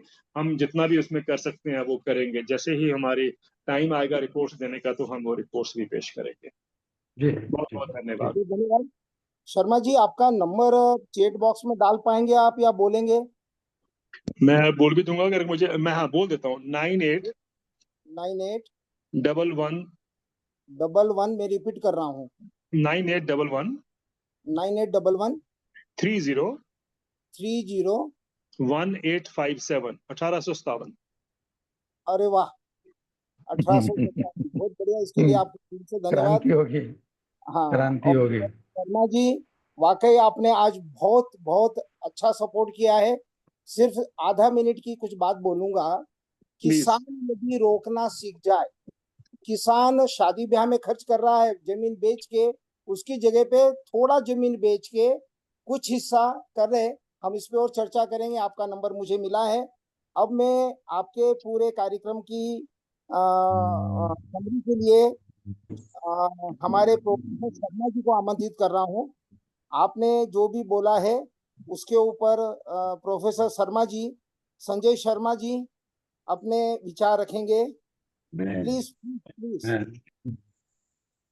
आपकी आवाज सुने को बहुत दिन हो गए हैं। Please please Sharma ji, Sharma ji. अब मुझे कह रहे हैं? नहीं नहीं, एस के शर्मा जी, हाँ प्रोफेसर हाँ हाँ, एस ठीक के है। शर्मा, प्रोफेसर एस के शर्मा। अभी आपको और बोलना है थोड़ा सा शर्मा जी के बाद में। क्या आदेश है महाराज? अरे आप ये पूरा सुना आपने तो आप हमेशा बोलते हैं और आपको देख भी रहा हूँ, अच्छा लगा, बहुत बढ़िया। आप बोलिए इसके ऊपर, इसको जो समेटना है, जो हमने बातचीत की हुई बीच में उसको जी जी समेटिए आप। धन्यवाद। वो असल में 1 सेकंड के लिए सॉरी 1 मिनट के लिए नेटवर्क से बाहर हो गया था, और फिर मैंने वॉक किया तो आई एम हियर। बहुत बहुत धन्यवाद। मतलब हम बहुत अनुग्रहित हैं डॉक्टर देवेंद्र शर्मा जी के, कि उन्होंने हमारे दिमाग के कपाट खोल दिए हैं और सबको चिंतन के लिए मजबूर कर दिया है। मैं जरूर ये कहूँगा कि अगली जो भी बेसिकली ऑफलाइन बैठक होगी उसमें तो अवश्य पधारें, और बीच में 1-2 बार अभिषेक जी से और आचार्य जी से निवेदन करूंगा आपको फिर से बुलाया जाए, थोड़ी और लंबी चर्चा छेड़ी जाए, और थोड़ा सा हमें next point, in fact next meeting could be कि एक्शन पॉइंट्स क्या क्या होने चाहिए हमारे जैसे जो योद्धा हैं, जो फील्ड के योद्धा हैं, सोशल एक्टिविटीज में हमें क्या करना चाहिए इस तरह की परिस्थिति। तो बहुत बहुत धन्यवाद देवेंद्र शर्मा जी, आपने इतनी सुंदर इन्फॉर्मेशन दी है। सालों की प्रतीक्षा आज खत्म हुई, और मानते हैं कि अगली मुलाकात में देरी नहीं होगी। तो many many thanks for arriving today, and we look forward. मेरे ख्याल से अगली बैठक शायद जैसा वर्कआउट कर रहा था डेट्स, ये जिम्मेवारी साथियों ने मुझे दी हुई 3 दिसंबर के आसपास हो रही है। लोकेशन आपको सत्य प्रकाश जी हमें सूचित करेंगे। तो वी लुक फॉरवर्ड कि आप उसमें कम से कम 2-3 दिन एग्रीकल्चर के लिए एक क्षेत्र रहेगा, बातचीत होगी। राजा राम जी और दूसरे हमारे साथी हैं यहाँ पे उपस्थित, और बहुत अच्छी चर्चा होगी। सुभाष पालेकर जी पिछली चर्चा में आए थे, सबके साथ मिलके, बल्कि उमेंद्र जी भी शायद यदि यहाँ पे होंगे तो बहुत सुंदर। सबका नाम नहीं ले रहा हूँ, बहुत सारे साथी एग्रीकल्चर के रूप साथियों के रूप में जुड़े हैं, किसानों के रूप में, उनके चिंतक उनके रूप में। तो आपका बहुत बहुत स्वागत रहेगा, और दरवाजे और खुलेंगे चिंतन के, तो बढ़ेगी और कुछ सॉल्यूशन पाएंगे। बहुत मैनी मैनी थैंक्स। जी ओवर टू धन्यवाद। You sir. जी सर। डॉक्टर देवेंद्र शर्मा जी, अब आपके कुछ और बचा हुआ है तो उसको शॉर्ट में, क्योंकि समय आपने 9:30 का दिया था और 10 की ओर जा रहा 10 है, बजे परंतु जी, आपने ऐसा बांधा है लोगों को, इतना अच्छा बांधा है, और लोग प्रश्न जान भी ही रहे बहुत सारे हैं। तो आप इसमें कुछ और आपका ऐसा छोटा मोटा छूटा है तो वो अवश्य उद्गार आपके यहाँ आना चाहिए। धन्यवाद देवेंद्र सर शर्मा। बहुत बहुत आपका धन्यवाद। और मुझे लगता है कि इतनी बातें हम कर चुके हैं, सवाल जवाब के भी माध्यम से जो रह गया होगा उसकी भी बात कर लिया है। और अगर हम बाद में भी सोचना शुरू करेंगे तो बहुत कुछ जो है वो अभी बताने वाला या बात शेयर करने वाला होगा, पर वो तो चलती रहेगी प्रोसेस। मुझे लगता है कि एक बार शुरुआत हुई है, और मुझे भी अच्छा लगेगा कि मुझे फीडबैक से पता चले कि भाई हम कहाँ फोकस अभी और भी हमें करने की जरूरत है। पर मेरा सिर्फ एक ही सुझाव रहता है सब जगह कि पहले हम ये तो जाने कि क्राइसिस है कहाँ। बहुत सारे लोग मुझे पूछते हैं जब मैं भाषण अपना दे रहा होता हूँ कि सब 2 मिनट में बताइए सोल्यूशन क्या है। मैंने कहा भैया ये क्विक फिक्स नहीं है। 2 मिनट में आप मेरे से सोल्यूशन पूछना चाहते हो, आंसर पूछना चाहते हो, जबकि आपको यही नहीं पता। मैं लोगों को बोलता हूँ कि क्राइसिस है कहाँ पर। तो हम थोड़ा सा प्रयास करें, जब हम एक बार समझ लेंगे इस सारी दिक्कतों को या क्या क्या डिफिकल्टीज आ रही है उनको, किसानों को या तबके को या उस सेक्टर को, मुझे लगता है कि हम उसका समाधान भी निकाल पाएंगे।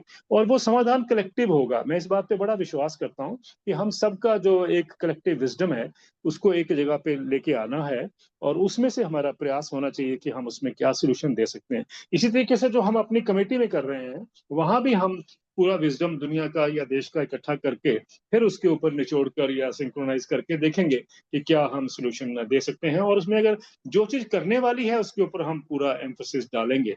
मेरा सबमिशन यही है कि भी हम सब ये सोचें कि भी हमारा इसमें योगदान हो सकता है, and let us make an attempt. और आप जरूर संपर्क करें जब भी आपके पास कभी टाइम हो या अवेलेबिलिटी हो, प्लीज करिए। और कुछ अगर सुझाव हैं तो प्रैक्टिकल मुझे लिख के भी भेज दीजिए, we will like to consider it, and let us try to find a amicable solution for this farm crisis. Thank you very much sir, बहुत बहुत धन्यवाद, नमस्कार।